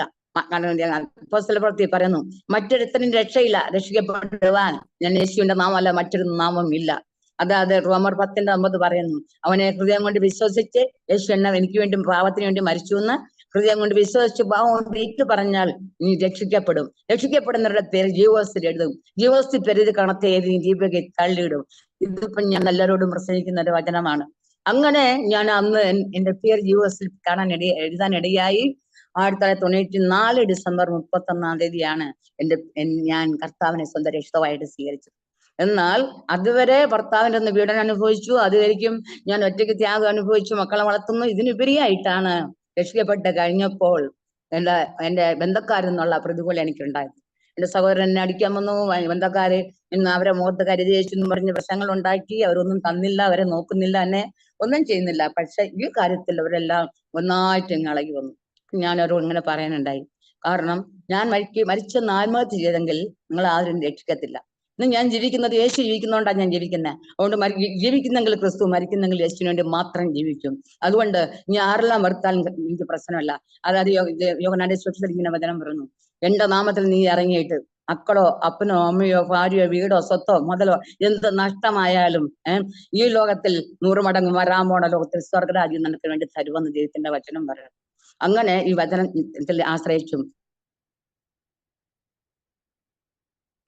ഒന്നും കൂടെ ചെയ്തുകൊണ്ട് കർത്താവിനോട് കൂടെ ഇരുന്നു പോകാനിടയായി. അങ്ങനെ ഇരുന്ന് എനിക്ക് സ്ഥാനപ്പെടണമെന്ന് പറഞ്ഞു. സ്ഥാനപ്പെട്ടപ്പോൾ എന്റെ ഹൃദയത്തിൽ ഒരു സംശയം വന്നു. അയ്യോ, ഈ കറുത്ത വസ്ത്രത്തിൽ വെറുതെ അല്ലേ ഇതൊക്കെ എഴുതി വെച്ചിരിക്കുന്നത്? ഇതൊക്കെ സത്യമായിരിക്കോ? ഞാൻ ഒരു മതത്തിൽ ജനിച്ചു വളർന്നു, നായന്മാര് അത് ശരിയാ, അതിൽ തന്നെ ഇരുന്നാ പോരായിരുന്നോ, എന്തിനാ അതൊക്കെ എന്നുള്ള ചിന്ത എന്റെ മനസ്സിൽ വന്നപ്പോൾ അന്ന് രാത്രി എന്റെ ഹൃദയത്തിൽ നിന്ന് ഒരാൾ വിളിച്ചു പറയുന്ന ആളെന്ന് പറഞ്ഞാൽ ദൈവാത്മാവ് യേശു ഹൃദയത്തിലുണ്ടല്ലോ, സ്തോത്രം. ആ ആത്മാവ് ഇങ്ങനെ വിളിച്ചു പറയുന്നു, നീ ഭൂമിയിൽ കെട്ടപ്പെട്ട സ്വർഗത്തിൽ കെട്ടപ്പെട്ടിരിക്കും, നീ ഭൂമിയിൽ അയക്കപ്പെട്ടത് സ്വർഗത്തിൽ ആഴിഞ്ഞിരിക്കുന്നു. അത് മത്തായി 18:18 വചനമാണ് ഞാൻ വിളിച്ചു പറയുന്നത്, സ്തോത്രം. ആ സമയത്ത് എനിക്ക് വചനമൊന്നും അത്ര കാര്യമായിട്ട് അറിയാത്തത് കൊണ്ട് ഞാൻ ചർച്ചിൽ പോകുമ്പം അഷബാരോട് ഇങ്ങനെ ചോദിച്ചു, ഇതെന്താ ഞാൻ എന്തോ ഉറക്കത്തിൽ കിടന്ന് വിളിച്ചു പറഞ്ഞു. കാരണം വചനമാണെങ്കിലും പക്ഷെ എനിക്കറിയില്ല, പക്ഷെ എന്റെ ഹൃദയത്തിൽ എങ്ങനെ വചനം വിളിച്ചു പറയുക എന്നുള്ളതാ. അപ്പൊ പറഞ്ഞു, ഇത് മത്തായിയുടെ സുവിശേഷത്തിലുള്ള വചനാണ് ഇത് വിളിച്ചു പറഞ്ഞ്. അപ്പൊ എനിക്ക് മനസ്സിലായി, എന്റെ സംശയം ദൈവം അറിഞ്ഞ് എനിക്ക് എന്നൊരു വിടുതൽ തന്നാണ്. ദൈവം എന്നോട് കൂടെ ഇരുന്ന് അങ്ങനെ കരുതി. അത് കഴിഞ്ഞു ഞാൻ വീണ്ടും മുന്നോട്ട് പോയി. ഞാൻ ഒറ്റയ്ക്ക് ഇരുന്ന് വീട്ടിൽ ഇരുന്ന് പ്രാർത്ഥിക്കുമ്പോഴാണ് ഞാൻ അഭിഷേകം പ്രാപിച്ചത്. അതായത് എനിക്കൊരു അന്നും ഇന്നും ഒരു ഇതുണ്ട്, മനുഷ്യരിൽ ആശ്രയിക്കരുത്, സഹായിക്കാൻ കഴിയാത്ത പ്രഭുക്കന്മാരിൽ ആശ്രയിക്കരുത്, ഒരു മനുഷ്യന്റെ മുമ്പ് കൈ നീട്ടരുത്. എന്നെ വിടുവിക്കാൻ മതിയായ ദൈവത്തിന്റെ കരങ്ങളിലാണ് ഞാൻ ഇരിക്കുന്നത്. എനിക്ക് നല്ല ബോധ്യമുള്ളത് കൊണ്ട് കർത്താവിൽ പൂർണ്ണമായി ആശ്രയിച്ച് കർത്താവിന്റെ കരം പിടിച്ച് വലം കൈക്ക് പിടിച്ച് നടത്താൻ മതിയാവനാണ്. അതുപോലെ ഞാൻ വിളിച്ചറിഞ്ഞ് അനുഭവിച്ചറിഞ്ഞ കർത്താവിനോട് കൂടി ജീവിക്കുന്ന കൂട്ടത്തിലാണ് ഞാൻ. അങ്ങനെ മുന്നോട്ട് പോയി. വീണ്ടും ഞാൻ ജോലിക്ക് പോകുന്നു, കഠിനാധ്വാനം ചെയ്യുന്നു, മക്കൾ പഠിക്കുന്നു. അങ്ങനെ ഇരിക്കുമ്പോൾ ഒരു ദിവസം ഒരു ദൂതൻ വന്ന് എന്നോട് പറഞ്ഞ യെശയ്യാപ്രവചനം 55:8-9 വായിക്കാൻ പറഞ്ഞല്ലോ. ആ സമയത്ത് ദിവസങ്ങൾ കഴിഞ്ഞപ്പോൾ ഈ വചനം വായിക്കുമ്പോൾ അതിനകത്ത് കിടക്കുന്ന ഇതാണ്, നിന്റെ വിചാരമല്ല എന്റെ വിചാരം, നിന്റെ വഴിയല്ല എന്റെ വഴി. ആകാശം ഭൂമിക്ക് ഉയർന്നിരിക്കുന്നത് പോലെ എന്റെ വിചാരം നിന്റെ വിചാരത്തിന്റെ മേലെയും എന്റെ വഴി നിന്റെ വഴിയുടെ മീതെയും ഉയർന്നിരിക്കുന്നു. എന്നാൽ ഇത് ദൈവം എന്നോട് പറയാനുള്ള കാരണം, ഞാൻ വിചാരിച്ചത് എന്റെ ഭർത്താവും ഞാനും ആയിട്ടൊരു കുടുംബജീവിതം, മക്കളെ നോക്കണം, എന്നെ നോക്കണം, നല്ലൊരു ഭർത്താവ് എനിക്ക് കിട്ടണം, ഇതാണ് ഞാൻ ചിന്തിച്ചത്. എന്നാൽ ദൈവം എന്നെ കുറിച്ച് വിചാരിച്ചിട്ട് പറയാണ്, നിന്റെ വിചാരമല്ല എന്റെ വിചാരമാണ്. നിന്റെ വഴി എന്ന് പറഞ്ഞ ഇതാണെങ്കിൽ എന്റെ വഴി നീ എന്റെ വേല ചെയ്യണം എന്നുള്ളതാണ്. മത്തായിയുടെ സുവിശേഷം വായിക്കാൻ പറഞ്ഞു. ഒരു ദേവദാസൻ വചനം പ്രസംഗിക്കുമ്പോൾ മത്തായിയുടെ സുവിശേഷം എടുത്ത് പ്രസംഗിക്കുന്നത് ഞാൻ കേൾക്കാനിടയായി. അല്ല, നിന്നെ വയലേക്ക് വിളിച്ച് നീ പൊക്കോന്നും പറഞ്ഞ് തലയെ കഴിച്ച് ആരും എന്നെ ഉത്ബോധിപ്പിച്ച് എങ്ങനെ വിട്ടതല്ല. എന്റെ സാഹചര്യത്തിൽ കൂടി, എന്റെ പ്രതികൂലത്തിൽ കൂടി, എന്റെ പ്രശ്നത്തിൽ കൂടി ദൈവം സംസാരിച്ചാണ് ഇന്ന് ഞാൻ സഞ്ചാര സുരക്ഷയ്ക്കായിട്ട് നിൽക്കുന്നത്. അല്ലെ,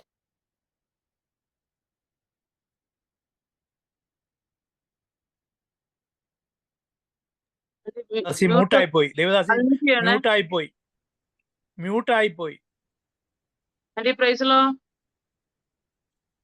ഹലോ ആന്റി, അൺമ്യൂട്ട് ചെയ്യണേ. അറിയുന്നില്ല, മ്യൂട്ടായി പോയി.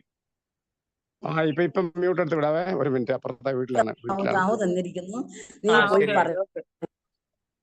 അപ്പൊ അതായത് ശിഷ്യന്മാരുടെ നാവ് വന്നിരിക്കുന്നു, ഞാൻ ഞാൻ നിന്നോടുകൂടെ ഇരിക്കും, നീ എഴുന്നേറ്റ് പ്രകാശിക്കുക, നിന്റെ പ്രകാശം അടുത്തിരിക്കുന്നു എന്നിങ്ങനെ പറയാൻ ഇടയായി. അന്നേരം ഞാൻ നോക്കാണ്, അയ്യോ ഇത് എങ്ങനെ സംഭവിക്കും?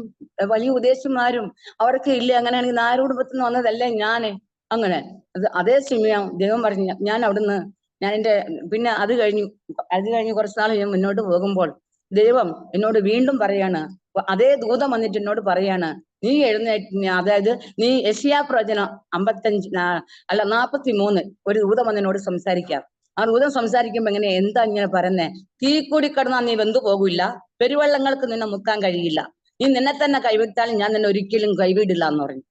അന്ന് വെളുപ്പിനെ അടുത്ത് ഞാൻ വചനം വായിക്കുമ്പോൾ യെശയ്യാ പ്രവചനം, അന്ന് ഒത്തിരിയൊന്നും എനിക്ക് വചനം കാണാപ്പാടൊന്നും അത്ര അറിയില്ല. യെശയ്യാ പ്രവചനം, അതേസമയം ഇപ്പം ബൈബിൾ ഞാൻ മാറ്റി വെച്ചിട്ട് അങ്ങോട്ട് സുവിശേഷം പറയുന്നത്.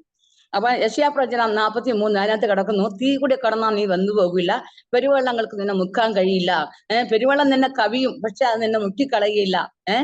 അതുകൊണ്ട് തീ കൂടി കടക്കും, നീ വെന്തു പോകില്ല.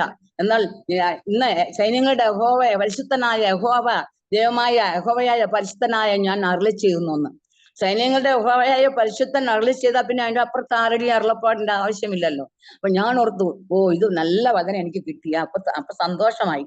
അപ്പൊ എനിക്ക് അന്ന് രാവിലെ എഴുതി ഞാൻ പാട്ട് പാടാൻ പുസ്തകം എടുക്കുന്നു. അന്നൊന്നും ശരിക്കൊരു പാട്ടും കാണാപ്പാടും അറിയില്ല.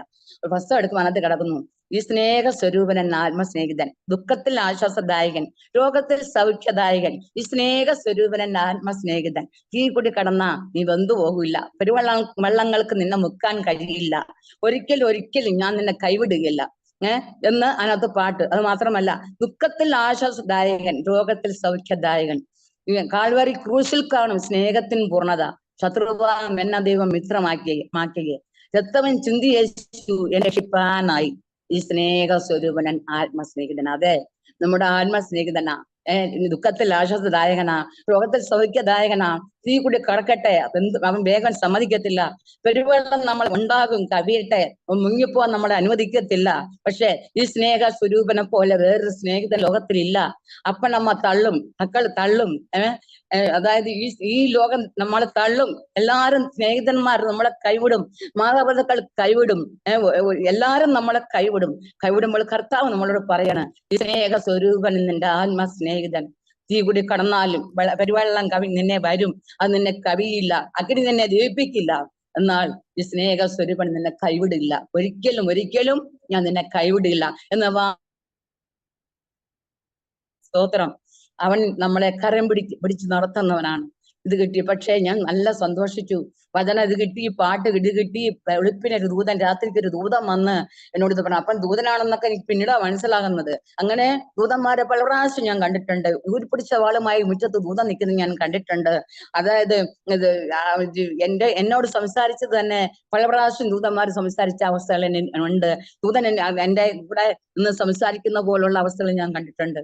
പക്ഷെ നേരം വെളുത്തു ഒരാഴ്ച കഴിഞ്ഞു ഞാൻ ഈ ദർശനം കണ്ടിട്ട് ഞാൻ അങ്ങ് പൊങ്ങുവാ. കാരണം നെകളമാ. പൗലോസ് പറഞ്ഞ പോലെ വെളിപ്പാടിന്റെ ആധിക്യത്താൽ എനിക്ക് അങ്ങ് നെകളം കയറി എന്ന് പറഞ്ഞ പോലെ, ഈ മൂന്നും ഇങ്ങനെ ഒരുമിച്ച് കിട്ടിയില്ല. അപ്പം ദൈവം എന്നെ എത്ര സ്നേഹിക്കുന്നുണ്ട്. അയ്യോ, ഇത്ര വലിയ ദൈവം ഇത്ര ദിവസം എനിക്ക് മറിഞ്ഞിരുന്നു, ഇത്രമേൽ സ്നേഹിക്കാൻ ഞാൻ എന്തുള്ളൂ എന്നുള്ള അങ്ങോട്ട് ആ ഒരു സന്തോഷത്തിലങ്ങ്. പക്ഷെ ഒരാഴ്ച ആയപ്പോൾ എന്റെ ദൈവത്തിലൊരു തീ വരുന്നു. എന്റെ മോൾ ലോകത്തുനിന്ന് മാറ്റപ്പെട്ടു. ഒരാഴ്ചയും സ്വപ്നം കാണുന്നു, വീടിന്റെ പുറകിൽ പെറ്റി ആശാന്മാര് പണിയെടുക്കുന്നതും ഇതൊക്കെ സ്വപ്നം കാണുന്നു. പക്ഷെ എനിക്ക് 3 പേരെ ഞാൻ സ്വപ്നം കാണുന്നു. എന്റെ വീടിന്റെ കുറച്ച് ദൂരെയായിട്ട് ആത്മഹത്യ ചെയ്ത വ്യക്തി, എന്റെ തെളിവില്ലാതെ ഒരു വ്യക്തി, അടുത്ത് 2 പേരും മൂടുപട ഇട്ടുകൊണ്ടിരിക്കുന്ന പോലെ, ഒരു ഇരുട്ട് പോലെ 2 പേര്, അങ്ങനെ 3 പേരെ ഞാൻ ദർശനം കാണുന്നു. പക്ഷെ നടുക്കുന്നത് എന്റെ വീട്ടിലുള്ള ഒരു വ്യക്തി തന്നെയായിരുന്നെന്ന്, അതിനുള്ള ഒരു പോരാട്ടം അത് ഇതായിരുന്നു. അപ്പൊ അന്നൊക്കെ ഒരു 21 ഇരിക്കാനൊന്നും എനിക്ക് അത്ര അറിയില്ല, അങ്ങനെ ഒരു ബോധമൊന്നും എനിക്ക് ഇല്ല. പക്ഷെ ഇത് കണ്ടു, ഞാൻ പ്രാർത്ഥിച്ചു, എനിക്ക് ഇത്ര വലിയ ഇത് കിട്ടിയല്ലോന്ന്. പക്ഷെ ഒരാഴ്ച കഴിഞ്ഞപ്പോൾ ഈ സംഭവം വന്നു. എന്റെ വീട്ടുകാരെല്ലാം കൂടെ ഞാൻ ബന്ധുക്കോസിൽ പോയിട്ടാന്ന് പറഞ്ഞ് അടിക്കാൻ വന്നു. ആ പ്രതികൂലത്തിൽ നിന്ന് തരണം ചെയ്യാൻ ഇടയാക്കിയത് ഈ ഒരൊറ്റ വെളിപ്പാടാണ്. ദൂതം വന്ന് പറഞ്ഞതായ ഇഷ്ട കാര്യമാണ്. ദൈവം എനിക്ക് ദൂതനെ ഇറക്കി എനിക്ക് തന്ന ഈ ഒരൊറ്റ വചനമാണ്. തീ കൂടി കടന്നാന്ന് യെശയ്യാ പ്രവചനം 43:2 നീ വെന്തു പോകില്ല, വെരുവെള്ളങ്ങൾ നിന്നെ മുക്കിക്കളയുകയില്ല, നദി നിന്മേൽ കവിയില്ല, സ്തോത്രം, അഗ്നി നിന്നെ ദഹിപ്പിക്കില്ല. ഈ വചനത്തിൽ അല്ല എങ്കിൽ അന്ന് ഞാൻ പിന്നെ ലോകത്തിൽ ജീവിക്കാൻ പറ്റത്തില്ല. അതുപോലത്തെ സാഹചര്യം എനിക്ക് ഈ അവസ്ഥയെല്ലാം കടന്നു വന്നു. അതും താണ്ടി ഞാൻ മുന്നോട്ട് വന്നു. പക്ഷേ ജോലിക്ക് പോകുമ്പോൾ എനിക്ക് വചനം അറിയാത്തതിന്റെ ഒരു സാരിത്തുമ്പേലൊക്കെ 2 വചനമൊക്കെ എഴുതിയിട്ട് അങ്ങനെയൊക്കെയാണ് ഞാൻ ഓടിക്കൊണ്ടിരിക്കുന്നത്. അങ്ങനെ ലീവുള്ള സമയത്ത് ഞാൻ ഇങ്ങനെ ഒരു മറവില് അങ്ങനെ ഇരുന്ന് പ്രാർത്ഥിക്കും, മറ്റുള്ളവരൊക്കെ. അപ്പൊ എനിക്ക് എന്ന് പറഞ്ഞാൽ എല്ലാവരും പ്രാർത്ഥിക്കുന്നുണ്ട്, അന്വേഷണം പ്രാപിക്കുന്നുണ്ട്, ഇതൊക്കെ എനിക്ക് ഭയങ്കര ഇതാണ്. പക്ഷെ എനിക്ക് ജോലി ചെയ്യണം, മക്കളെ വളർത്തണം, സമയമില്ല. അതുകൊണ്ട് എനിക്ക് എന്ത് ചെയ്ത് സമയം പ്രാർത്ഥിക്കാൻ അത്ര സമയം കിട്ടുന്നില്ല. എനിക്ക് ഭയങ്കര കൊതിയാണ് സുവിശേഷം പറയാൻ, എനിക്കാണെങ്കിൽ സമയം കിട്ടുന്നില്ല. ഈ കർത്താവിന് വേണ്ടി എന്ത് ചെയ്താലും എനിക്ക് മതിയാവില്ല, എന്നെ തന്നെ അങ്ങ് കൊടുക്കാനല്ലാതെ വേറെ ഒന്നും എനിക്ക് പറ്റത്തില്ലല്ലോ എന്നൊക്കെ പറഞ്ഞ് വലിയ സങ്കടമാണ്. ജോലി ചെയ്യുമ്പോൾ തന്നെ ലീവ് എടുത്തിട്ടൊക്കെ ഞാൻ കർത്താവിന്റെ വേലയ്ക്ക് പോകും, മെഡിക്കൽ ഷീറ്റൊന്നും വാങ്ങില്ല. അങ്ങനെയൊക്കെയുള്ള അവസ്ഥയിൽ കൂടി ഞാൻ ഓടുകയായിരുന്നു. ആ സമയത്ത് എന്നെ വേലയ്ക്ക് വിളിച്ചു എന്നുള്ള ആ പ്രസംഗത്തിൽ കൂടി ഞാനിത് കേട്ടപ്പോൾ, അത് 21 മത്തായി 21 ഞാൻ പറയുന്നു, അതായത് നീ ഭൂമിയിൽ ആരുടെ പാവം മോചിക്കുന്നോ അവർ പാവം മോചിച്ചിരിക്കും. അത് മാത്രമല്ല, വീട് പണിക്കാർ തള്ളിക്കളഞ്ഞ കല്ല് മൂലക്കല്ലായി തീർന്നു. ഇത് കർത്താവിൽ സംഭവിച്ചു, മനുഷ്യന്റെ ഇടത്തിൽ ആശ്ചര്യമായിരിക്കുന്നു. അതായത് മത്തായി 21 വായിക്കുന്ന ഒരു ദൂതൻ വന്ന് എന്നോട് പറഞ്ഞതാണല്ലോ ആദ്യം. അത് പിന്നെ വായിച്ചു നോക്കുമ്പോൾ അതിനകത്ത് കിടക്കുന്ന അവസ്ഥകൾ ഇതൊക്കെയാണ്. അതായത് ഞാനൊരു കഴുതയെ കെട്ടിയിട്ടിട്ടുണ്ട്, നീ പോയി അഴിച്ചുകൊണ്ട് വരിക. പ്രതികൂലം നമ്മൾ എന്തും വരട്ടെ, നീ പട്ടിണി ആയിക്കോട്ടെ, രോഗം വന്നോട്ടെ, എന്തും വന്നോട്ടെ, അതല്ല പറയുന്ന കർത്താവ് പറഞ്ഞു, നീ കഴുതയെ പോയി അയക്കുക, ഞാൻ നിന്നോട് കൂടെ ഇരിക്കും, നിന്നോട് വായിൽ ഞാൻ തരും, നീ അത് പോയി ചെയ്യാ. ഒരു സത്തർമാനം ഘോഷിക്കാൻ നിനക്ക് ഞാൻ ശിഷ്യന്മാരുടെ നാവ് തന്നിരിക്കുന്നു, നീ പോയി പറയുക. നമ്മളല്ല ചെയ്യേണ്ടത്, യേശുവാണ് നമ്മളോട് കൂടെ ഇരിക്കുന്നത്, യേശുവാണ് നമുക്ക് വേണ്ടി ചെയ്യുന്നത്. നമ്മുടെ വിചാരം ഞാൻ ചെയ്തു, ഞാൻ വന്നു, ഞാൻ പറഞ്ഞു എന്നാണ്. ഇത് ഞാനല്ല, എന്നെ കൊണ്ട് യേശു ജയിച്ചതാണ്. ഞാനൊന്ന് മരിച്ചെങ്കിൽ ഇപ്പൊ 30ാമത്തെ വർഷമാണ് ഈ വർഷം തീരുമ്പോൾ വരുന്നത്. അങ്ങനെയാണെങ്കിൽ 29 വർഷം കൂടെ കർത്താവിനെ ഘോഷിക്കാൻ ദൈവം എനിക്ക് ഇടയാക്കിയല്ലോ. അപ്പൊ ഈ ഞാനല്ല ഇന്ന് ജീവിക്കുന്നത്, ക്രിസ്തുവാണ് എന്നെ ജീവിക്കുന്നത്. എന്നിൽ നിന്ന് ഈ ക്രിസ്തുവിനെ എടുത്താൽ ഞാൻ സീറോയാ. ക്രിസ്തു എന്നിൽ ഇല്ലെങ്കിൽ ഞാൻ ഒന്നുമില്ല. ഈ മണിക്കൂർ കണക്ക് ഇങ്ങനെ ഞാൻ കർത്താവിനെ സാക്ഷീകരിക്കാനായിട്ട് ഞാൻ എന്തുള്ളൂ, ഞാൻ ഒന്നുമില്ല. സ്തോത്രം. അങ്ങനെയാണെങ്കിൽ നമ്മളെ ശക്തനാക്കുന്ന മുഖാന്തരം നമ്മൾ സകലത്തിനും മതിയാകുന്നു. സകലത്തിനല്ല, സകലത്തിനും മതിയാകുന്നു. അങ്ങനെ ഈ മോള് ലോകത്തുനിന്ന് മാറ്റപ്പെട്ടു. അങ്ങനെ ക്രമേണ എന്റെ മകൻ മുത്തുമാൻ ബാംഗ്ലൂരൊക്കെ എല്ലാം ഒന്ന് കയറി പോകാനൊക്കെ ഇടയായി.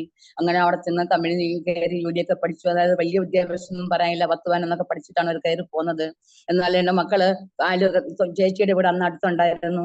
അവിടെ ഒരു കസേരയിൽ ഇരിക്കുമ്പോൾ അവിടുത്തെ ചേച്ചിയുടെ ഭർത്താവ് പറഞ്ഞു, നിനക്കിരിക്കാനുള്ളതല്ല ഈ കസേര, നീ അവിടെ നിന്ന് എണീറ്റ് പോകുന്നു പറയാനിടയായി. അപ്പൊ ഇത് മക്കൾ വന്ന് വീട്ടിൽ പറഞ്ഞു, എനിക്ക് വലിയ വേദന ഉണ്ടായിരുന്നു. പക്ഷെ ആ ഘട്ടവും കഴിഞ്ഞു പോയി. ആ ഘട്ടവും കഴിഞ്ഞ് വീണ്ടും ഞാൻ ജോലി ചെയ്തായാലും മക്കളെ എങ്ങനെ പഠിപ്പിച്ചു പോകാൻ കടന്നുപോയി. 2ാമത്തെ മോൻ ഇങ്ങനെ പഠിച്ചുകൊണ്ട് വരികയാണ്.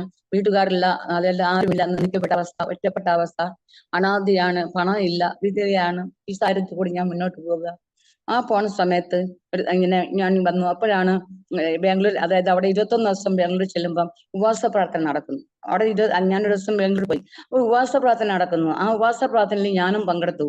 21 ദിവസവും ഞാൻ ഉപവസിച്ചു. എന്റെ ജീവിതം വലുതാ, ഭാരം വലുതാ, എന്റെ പ്രയാസം വലുതാ, എന്റെ നിരാശ വലുതാ, എനിക്ക് ടെൻഷൻ ഭയങ്കരമാ.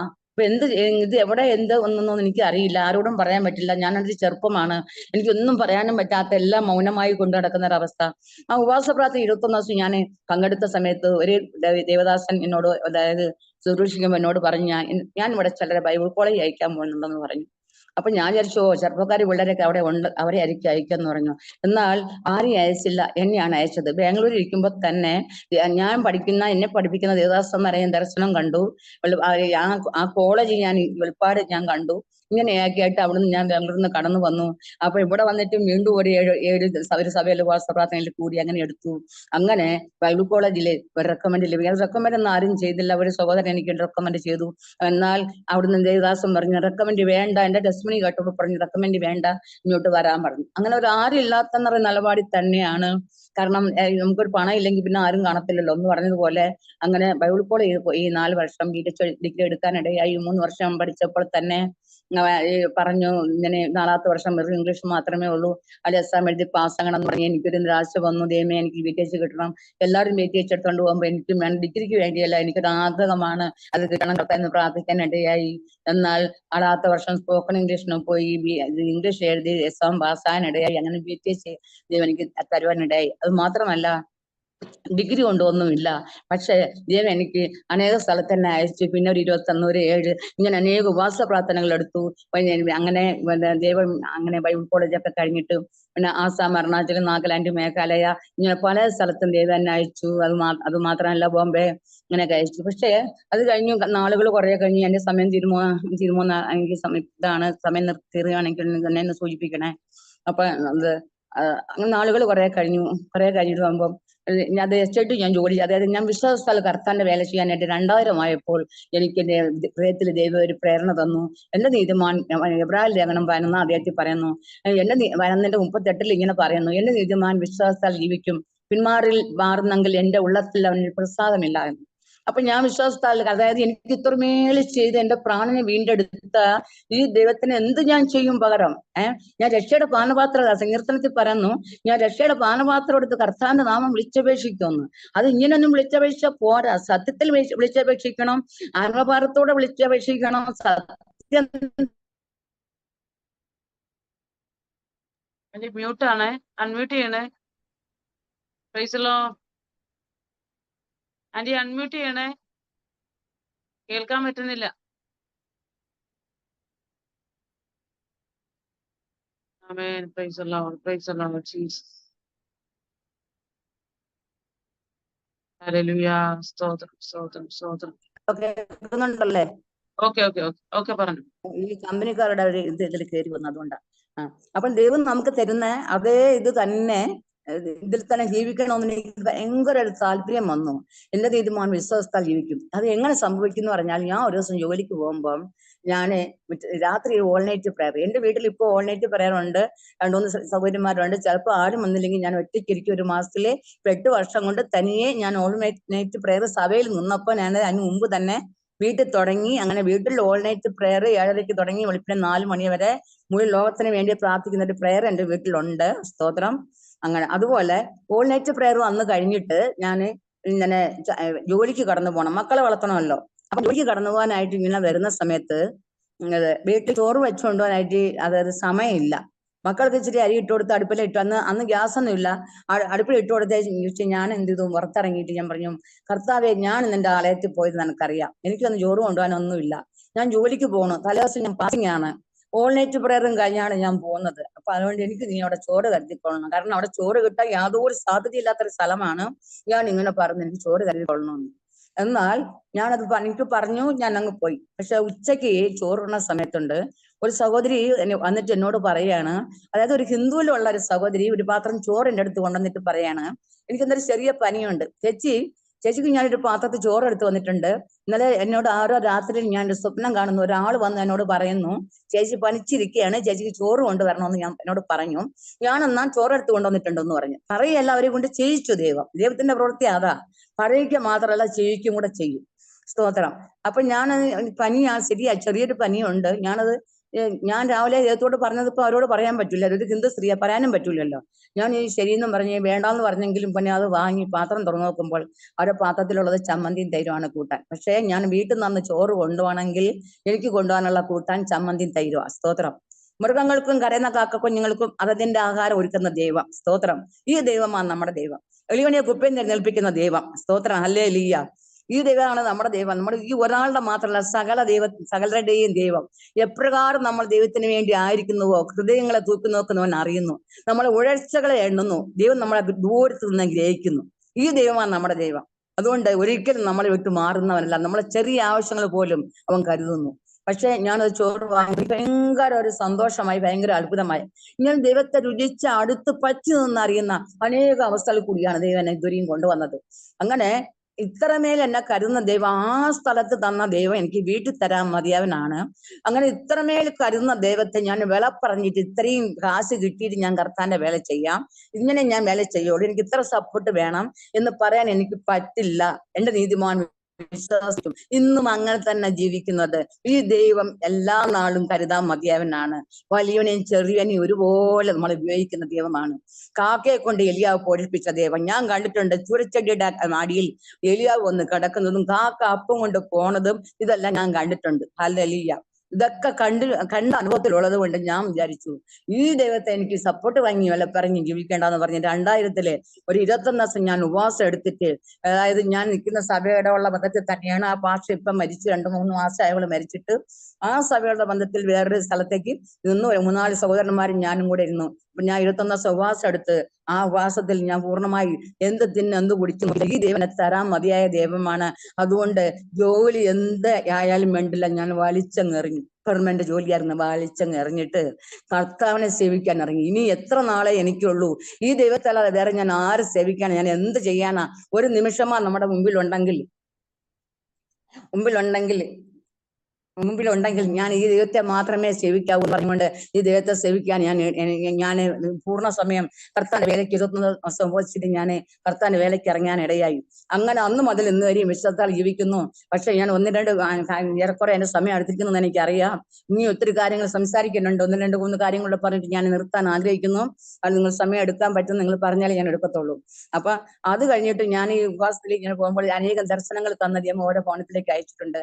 എന്നാ അത് മദ്രാസ്, കോയമ്പത്തൂര്, പിന്നെ അരുണാചൽ, ആസാം, നാഗാലാൻഡ്, മേഘാലയ, മധുര, ബോംബെ, രാജസ്ഥാന്, ട്രിവാൻഡ്രം, ബാംഗ്ലൂര്, ഇങ്ങനെ പല സ്ഥലത്ത് ഇന്ത്യയുടെ പല ഭാഗത്തും ദൈവം എന്നെ കർത്താവിന്റെ വേലയ്ക്ക് വേണ്ടി ദൈവം എന്നെ അയച്ചു. മാത്രമല്ല ഇങ്ങനെ കാട്ടക്കട പ്രദേശത്ത് കണ്ണ് കാണാൻ വയ്യാത്ത ഒരു കൊച്ചിനും ദൈവം കാഴ്ച കൊടുത്തു. അവിടെ ഇല്ലാത്ത കൊച്ചിനും ദൈവം മലദൂരം കൊടുത്തു. ആത്മഹത്യയുടെ വക്കിലിരുന്ന വ്യക്തിയിലേക്ക് ദൈവം എന്നെ അയച്ചു. അവിടെ ആത്മഹത്യ വിടുവിക്കാൻ ദൈവൻ ഇടയായി. അങ്ങനെ അനേക സ്ഥലത്ത് 1-2 കാര്യങ്ങളല്ല, സ്വകാര്യ സ്ഥാനത്ത് 2 ഓപ്പറേഷൻ വേണമെന്ന് പറഞ്ഞ സ്ഥലത്ത് ബാംഗ്ലൂർ അവിടെ ദൈവം വിടുതൽ കൊടുക്കാൻ ഇടയായി. ആദ്യമായിട്ട് എനിക്ക് തന്ന വിളവർ, ഞാൻ ജോലി ചെയ്ത എസ്റ്റേറ്റിൽ ഞാൻ അവിടുത്തെ ജോലിക്കാരി, അവിടുത്തെ ഫീൽഡ് ഓഫീസർ കുടുംബത്തെയാണ് ദൈവം എനിക്ക് ആദ്യം തന്ന വിളിവർ. അവരുടെ സ്ഥലത്ത് കിട്ടുന്നവരെ ഞാൻ അവിടെ ഏൽപ്പിച്ചു കൊടുക്കും. അങ്ങനെ ഇത് ഓൺലൈൻ ഒക്കെ നടത്തി അങ്ങനെ ദൈവ വേലയിൽ മുന്നേറാൻ ദൈവം എന്നെ ഇത്രത്തോളം സഹായിച്ചു. അത് കഴിഞ്ഞ് ഈ വിശ്വാസ ജീവിതത്തിൽ മുന്നോട്ട് പോകുമ്പോൾ ഞാൻ ആദിവാസി സൺഡേ ക്ലാസ് നടത്തുന്ന വ്യക്തിയാണ്. ആ സൺഡേ ക്ലാസ്സിൽ ഞാൻ പോയിക്കൊണ്ടിരിക്കുന്ന സമയത്ത് അവർക്ക് ഭക്ഷണം കൊടുക്കാനും ബിസ്ക്കറ്റ് കൊടുക്കാൻ എനിക്ക് പൈസ ഇല്ല. ഇപ്പോഴൊക്കെയാണ് വീണ്ടും ഇറക്കി ഭക്ഷണം കൊടുക്കണം. അന്നാണ് എനിക്ക് ബിസ്ക്കറ്റ് വാങ്ങാൻ പൈസ ഇല്ല. കർത്താവിനോട് പറഞ്ഞ, കർത്താവേ എനിക്ക് മക്കൾക്ക് ബിസ്ക്കറ്റ് ആക്കാൻ പൈസ ഇല്ല, നീ എനിക്ക് ന്യായമായി തരാന്ന് പറഞ്ഞ് ഞാൻ ഇറങ്ങിയത്. നീ എനിക്ക് പൈസ തന്നോണെന്ന് പറഞ്ഞു. ആ പറഞ്ഞത് തലേ ദിവസം അതിന്റെ പിറ്റേ ദിവസം ചർച്ചിൽ ലേഡീസ് മീറ്റ് കഴിഞ്ഞ് ഞാൻ പോകുമ്പോൾ ബഹറിനെന്നൊരു ദേവദാസൻ അതിൽ കൂടി ബൈക്കും കൊണ്ട് പോകുന്നുണ്ട്. അദ്ദേഹം അവിടെ നിർത്തിയിട്ട് എന്നോട് പറഞ്ഞു, ചോദിച്ചു, ആന്റിയുടെ വീട് അവിടെ, പേരെന്താ, അതൊക്കെ ചോദിച്ചിട്ട് പറഞ്ഞു, ആന്റി ഈ അനീതിയുള്ള മാമാനെ കൊണ്ട് സ്നേഹിതന്മാരെ വർദ്ധിപ്പിക്കാന്ന് വചനമുണ്ട്, ആന്റി ഇത് വയ്ക്കണം, എനിക്ക് വേണ്ടി പ്രാർത്ഥിക്കണം. ബഹ്റിനിൽ എനിക്ക് സഭയുണ്ട്, ഞാൻ ജോലി ചെയ്തും കൊണ്ട് കർത്താവിന്റെ വേല ചെയ്യുന്ന ആളാ എന്നും പറഞ്ഞ് എനിക്ക് പൈസ 500 രൂപ തരാൻ. അന്നത്തെ 500 ഇപ്പൊ 10,000 കിട്ടിയതുപോലെ. അങ്ങനെ പിള്ളേർക്ക് ബിസ്ക്കറ്റ് വാങ്ങി. അതുപോലെ തന്നെ ഒരു ദിവസം ഇങ്ങനെ ഇരിക്കുമ്പോൾ ഇതുപോലെ ഒരു സാഹചര്യത്തിൽ ദൈവം കുട്ടികൾക്ക് ബിസ്ക്കറ്റ് വാങ്ങാൻ പൈസ ഇല്ല.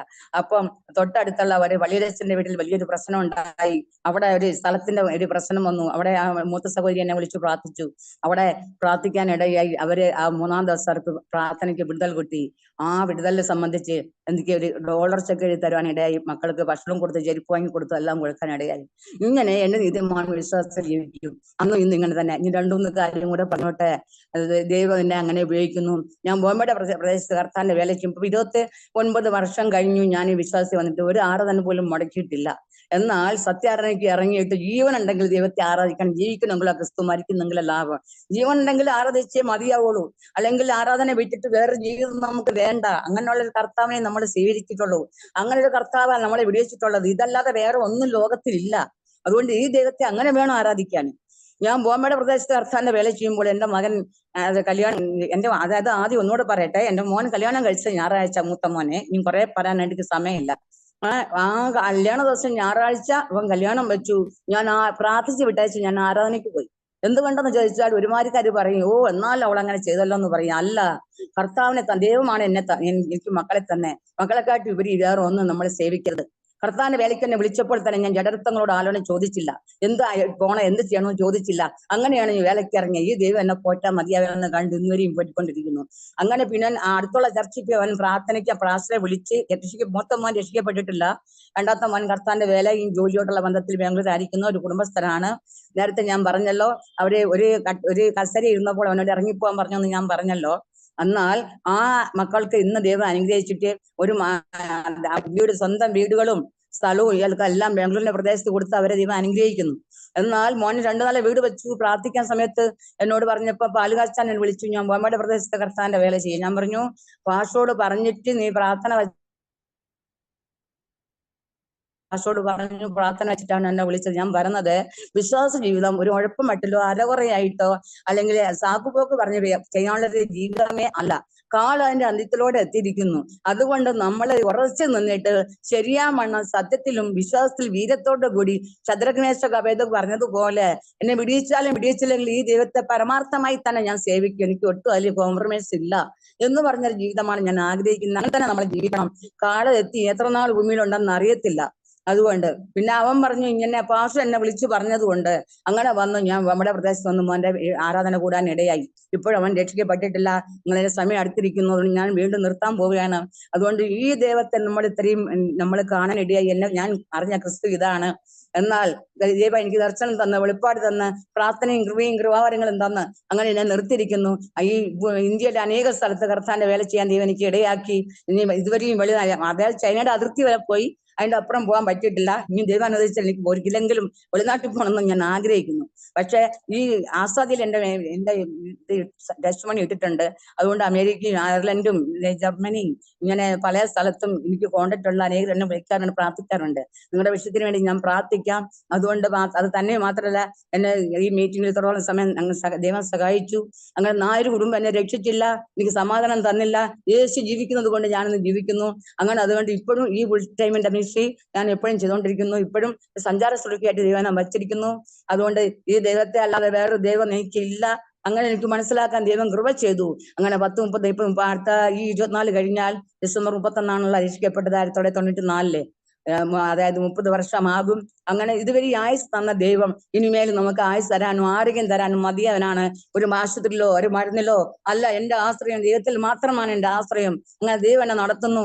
അനേകം കഷ്ടങ്ങളിൽ കൂടി എന്നെ കാണുമാറാക്കിയവനെ, നീ എന്നെ വീണ്ടും ജീവിക്കില്ലയോ. സങ്കീർത്തനം 119:71 ഇങ്ങനെ പറയുന്നു, അവന്റെ ചട്ടം പഠിക്കാൻ തക്കവണ്ണം ഞാൻ പണ്ട് കഷ്ടത്തിലായത് എനിക്ക് ഗുണമായി. ഹല്ലേലൂയ. അതായത് ദുഃഖം ഒരു മഹാസുഖം ജീവിതത്തിൽ. കഷ്ടം വന്നാൽ ഇപ്പൊ സാരമില്ല, പെരുവെള്ളം വന്നോട്ടെ, പ്രശ്നമല്ല. എന്തെല്ലാം വന്നാലും കർത്താവിന്റെ പിന്നാലെ യാത്ര ചെയ്യണം. ഇതല്ലാതെ വേറെ അന്യദൈവം ഇല്ല. യേശു ജീവിക്കുന്നു. അതുമാണ് ഇന്ന് ഞാനും ജീവിച്ചിരിക്കുന്നത്. അതെനിക്കൊരു സാക്ഷ്യമാണ്. അതാണ് ഈ സാക്ഷ്യത്ര വൈരാഗ്യത്തോടു കൂടി നിങ്ങളോട് പറയുന്നത്. അതുകൊണ്ട് നമ്മൾ ജീവിക്കുന്നെങ്കിലോ ക്രിസ്തു, മരിക്കുന്നെങ്കിലോ ലാഭം. എന്തെല്ലാം ജീവിതത്തിൽ വന്ന് എന്തും എന്റെ ജീവിതത്തിൽ സംഭവിച്ചാലും എന്തിനെന്ന് അഹങ്കാരം ചോദിക്കില്ല. നമ്മൾ ചോദിക്കരുത്. എന്താണെന്നറിയാം, കർത്താവിന്റെ ഹിതമല്ല ഒന്നും നമ്മുടെ ജീവിതത്തിൽ വരത്തില്ല. അവൻ ഇത്രത്തോളം ദൈവം നടത്തിയ ദൈവം ഇനി നടത്താൻ മതിയവനാണ്. എന്റെ ജീവിതത്തിൽ ഇനി കുറച്ചുകൂടെ പറയാനുണ്ട്. എന്റെ സമയം വൈകിയതുകൊണ്ട് ഞാൻ എന്റെ സാക്ഷ്യത്തിന് വിരമിക്കുന്നു. ഒന്നുകൂടെ പറയട്ടെ, ഇതുവരെ ഇത്രയും സമയം എന്റെ സാക്ഷ്യം കേട്ടിരുന്ന ഏവർക്കും കർത്താവ് യേശുക്രിസ്തുവിന്റെ നാമത്തിൽ ഞാൻ സ്നേഹവന്ദനം അറിയിക്കുകയാണ്. ദൈവം നിങ്ങളെ അനുഗ്രഹിക്കട്ടെ. ഞാൻ നിങ്ങളെ എല്ലാം ഓർത്ത് ഞാൻ പ്രാർത്ഥിക്കാം. ഈ സമയം അനുവദിച്ചെന്ന എല്ലാ ദൈവമക്കൾക്കും അല്ലെ കർത്തദാസന്മാരുണ്ടോ ആരൊക്കെ ഇതിൽ ഉണ്ടെന്ന് എനിക്ക് എത്ര അറിയുന്നില്ല. എങ്കിൽ എല്ലാവർക്കും കർത്താവ് യേശുക്രിസ്തുവിന്റെ നാമത്തിൽ ഒരു പ്രാവശ്യം കൂടി നന്ദി പറഞ്ഞുകൊണ്ട് എല്ലാ മാനവും മഹത്വവും കർത്താവിന് അർപ്പിക്കുകയും ചെയ്തുകൊണ്ട് കർത്താവിന്റെ വരവെങ്കിൽ പുറപ്പെടുവാനായിട്ട് നമ്മളെല്ലാവരും ഒരുക്കട്ടെ എന്ന് അപേക്ഷിച്ചുകൊണ്ട് നിങ്ങൾക്ക് വേണ്ടി ഞാൻ പ്രാർത്ഥിക്കാൻ അപേക്ഷിച്ചുകൊണ്ടും എനിക്ക് വേണ്ടി നിങ്ങൾ പ്രാർത്ഥിക്കണമേ എന്ന് അപേക്ഷിക്കുന്നു. എന്റെ മനുഷ്യക്ക് വേണ്ടി പ്രാർത്ഥിക്കണം എന്ന് അപേക്ഷിച്ചുകൊണ്ട് ദൈവനാമത്തെ മാറ്റപ്പെടുത്തിക്കൊണ്ട് എന്റെ സാക്ഷി നിരിക്കുന്നു. ദൈവം നമ്മളെ അനുഗ്രഹിക്കുമാറാകട്ടെ. Okay, thank you aunty. Aunty ഒരു വാക്ക് പ്രാർത്ഥിക്കാം. ആന്റി ഒരു വാക്ക് പ്രാർത്ഥിക്കാം. ഹല്ലേലൂയ. സ്തോത്രം സ്തോത്രം സ്തോത്രം. പരിശുദ്ധനായ ദൈവമേ, സ്വർഗ്ഗസ്ഥനായ പിതാവേ, ഈ കരങ്ങളിലേക്ക് നിന്റെ കർത്താവെ ഞങ്ങൾ എല്ലാവരെയും സമർപ്പിക്കുന്നു. കർത്താവെ, പ്രാർത്ഥന കേട്ട് എല്ലാവരും മക്കളെ അങ്ങനെ കരങ്ങളിൽ വെക്കുന്നു. രോഗത്തിൽ സൗഖ്യദായകൻ, ഈ സ്നേഹ സ്വരൂപനൻ, ആത്മ സ്നേഹിതൻ, കർത്താവെ രോഗത്തിൽ ആശ്വാസദായകനായി കൂടെ ഇരിക്കണം. പ്രത്യേക കർത്താവെ, ഈ ലോകമെമ്പാടും കർത്താവെ ഇലക്ഷന്റെ പേരും പറഞ്ഞിരിക്കുന്നു. കർത്താവെ, വ്യക്തികൾ കർത്താവ് ജീവിത പ്രകാരമുള്ള ഒരു ഭരണകൂടം കടന്നു വരട്ടെ. കർത്താവെ, ആര് ഭരിക്കണം, എപ്രകാരം ഭരിക്കണം എന്ന് എസ്തേറിനോട് പറഞ്ഞ പ്രകാരം ഈ സമയത്ത് നീ മിണ്ടാതിരുന്ന ലഘുതമാർക്ക് മറ്റൊരു സ്ഥാനത്ത് ധ്യാനം ഉണ്ടാകുകയും നീ നിന്റെ പിതൃഭവനവും നശിച്ചു പോകുകയും ചെയ്യുന്നു പറഞ്ഞുവല്ലോ. അപ്രകാരം കർത്താവെ, മോർച്ചാക്കയോട് ചേർന്ന് ഞങ്ങളും അത് വിശ്വസിച്ചുകൊണ്ട് പ്രാർത്ഥിക്കുന്നു. കർത്താവെ, ഇത് പ്രകാരമുള്ള ഭരണകൂടം കടന്നു വരട്ടെ. നീതിമാൻ വിശ്വാസത്താൽ ജീവിക്കും. എന്നാൽ ഞാൻ പിന്മാറുന്നെങ്കിൽ എന്റെ ഉള്ളത്തിൽ പ്രസാദമില്ല. ജീവിതത്തിലൊക്കെ വിശ്വാസം വർദ്ധിപ്പിക്കണം. വിശ്വാസത്തിൽ വീര്യമുള്ളവരായി ജീവിപ്പാൻ ഇടാക്കണം. എന്റെ ജീവിതത്തിൽ സംഭവിച്ചാലും എന്തിനെന്ന് അഹങ്കാരം ചോദിക്കാതെ വിശ്വാസത്തിൽ വീര്യമുള്ളവരെ ഇപ്പാരെ സഹായിക്കണമേ എന്ന് പ്രാർത്ഥിക്കുന്നു. ഈ വചനം കേട്ട സഹോദരിമാരെ ഓർത്ത് പ്രാർത്ഥിക്കുന്നു. അനുഗ്രഹിച്ചാട്ടെ. ഭാരം ദുഃഖങ്ങൾ കൊട്ടോട്ട് ഒഴിയട്ടെ. അവരുടെ കുടുംബത്തെ അനുഗ്രഹിക്കണം. അതേപ്രകാരം നയിക്കണമേ. ഈ മീറ്റിങ്ങിനെ അനുഗ്രഹിക്കണമേ. കർത്താവിനെ അനുഗ്രഹിച്ച് വചനം അനേകർക്ക് ഷെയർ ചെയ്യാൻ സഹായിക്കുമാറെന്ന് പ്രാർത്ഥിക്കുന്നു. കേട്ട ജീവിതങ്ങൾക്ക് ആശ്വാസം പകരണമേ എന്ന് പ്രാർത്ഥിക്കുന്നു. യേശു ജീവിക്കുന്നു എന്ന് വിശ്വസിക്കുവാൻ, ദൈവത്തിന്റെ നാമ മതത്തിന് കാരണമായി തീരുവാൻ, ദൈവപ്രവൃത്തി അവരുടെ ജീവിതത്തെ വെളിപ്പെട്ട് കാണുവാൻ, കുഞ്ഞുങ്ങളുടെ വിദ്യാഭ്യാസ മേഖലയിൽ കൊണ്ടിരിക്കാൻ, സഭയെ അനുഗ്രഹിക്കുവാൻ, ദേശത്തെ അനുഗ്രഹിക്കാൻ, അവിടെ ആയിരിക്കുന്ന മേഖലകളിൽ അവരെ കർത്താവ് ഇടപെടുന്ന കാര്യങ്ങളിൽ കർത്താനകർ അവരോടുകൂടി ഇരിക്കുമാറെന്ന് പ്രാർത്ഥിക്കുന്നു. ദൈവത്തിൽ ആശ്രയിക്കുകയും കർത്താവെ ഹൃദയം കൊണ്ട് കർത്താവെ ആശ്രയിച്ചുകൊണ്ട് കർത്താവെ ജഡമല്ല ഹൃദയത്തിൽ തന്നെ രസിച്ചുകൊണ്ട് കർത്താവിന് വേണ്ടി യാത്ര ചെയ്യുവാൻ മക്കൾ ഓരോരുത്തരെ അനുഗ്രഹിക്കണമേ, സഹായിക്കണമേ. ബലപ്പെടുത്തണം, ശക്തിപ്പെടുത്തണം, ആരോഗ്യം കൊടുക്കണം, നിയോഗം കൊടുക്കണം. ദൈവനാമത്തിന്റെ പ്രയോജനപ്പെടാൻ സഹായിക്കുമാറെന്ന് പ്രാർത്ഥിക്കുന്നു. ഭരണകൂടങ്ങൾ നീതി ന്യായത്തുള്ള ഭരണകൂടം കടന്നു വരട്ടെ. കർത്താവെ, അല്ലാത്തെല്ലാം ദൂരീകരിക്കണമെന്ന് പ്രാർത്ഥിക്കുന്നു. ദേശത്തിന് ഇഷ്ടം ചെയ്യാൻ പഠിക്കണം. തമ്മിൽ ഓർത്ത് പ്രാർത്ഥിപ്പാൻ ഞങ്ങൾക്ക് കൃപ ചെയ്യണം. ദൂരത്തും ചാരത്തും വരയ്ക്കുന്ന സൗകര്യമാരെ എല്ലാവരും ഓർത്ത് പ്രാർത്ഥിക്കുന്നു. ആരൊക്കെ യുവജനം കേട്ടുവോ അവരെല്ലാം അനുഗ്രഹിക്കപ്പെടുവാൻ ഇടാക്കണം. കർത്താവ് ആരോമിലുള്ള തസ്മണി കേട്ടാണല്ലോ അവർക്ക് ഇത് ഞങ്ങൾക്ക് മുഖാന്തരം ഒരുക്കിയത്. അതിനെ അനുഗ്രഹിക്കണമേ എന്ന് പ്രാർത്ഥിക്കുന്നു. അതിനെ കേട്ട മക്കളെ സമർപ്പിച്ച് പ്രാർത്ഥിക്കുന്ന കൃപ ചെയ്യണം. മഹത്വം കർത്താവിന് വീണ്ടും അന്യാനും പ്രാർത്ഥിപ്പാൻ ഞങ്ങൾക്ക് കൃപ ചെയ്താട്ടെ, ശക്തിപ്പെടുത്തിക്കാട്ടെ, ബലപ്പെടുത്തിക്കാട്ടെ. ഈ ഭവനത്തെ അനുഗ്രഹിക്കണമെന്ന് പ്രാർത്ഥിക്കുന്നു. അടിയങ്ങൾക്കുള്ള സ്ഥലത്ത് നിന്റെ കരങ്ങൾ വയ്ക്കുന്നു. മുദ്രണമേ, ഞങ്ങൾ പ്രത്യാശയ്ക്ക് ഒരുക്കണമേ എന്ന് പ്രാർത്ഥിക്കുന്നു. ആരും നഷ്ടപ്പെട്ടു പോവാതെ നിത്യജീവൻ പ്രാപിപ്പാൻ മക്കളെ ഒരുക്കണമേ. അവരുടെ ഭാരങ്ങൾ, പ്രയാസങ്ങൾ, രോഗങ്ങൾ, യുദ്ധങ്ങളെല്ലാം കൊട്ടവിട്ട് ഒഴിയുവാൻ സഹായിക്കുമാറെന്ന് പ്രാർത്ഥിക്കുന്നു. മഹത്വം കർത്താവിനെ സമർപ്പിക്കുന്നു. നന്ദി കർത്താവെ. താഴ്ത്തട്ടെ അടിയനെ സമർപ്പിക്കുന്നു. അടിയനെ എത്രത്തോളം സഹായിച്ചനെ നന്ദി. മഹത്വം അങ്ങയ്ക്ക് സകലതും കർത്താവായ യേശുക്രിസ്തുവിന്റെ നാമത്തിൽ ചോദിക്കുന്നു നാഥ. താഴ്ത്തട്ടെ. കൃപയോടെ കേൾക്കണം സ്വർഗ്ഗസ്ഥ നല്ല പിതാവേ.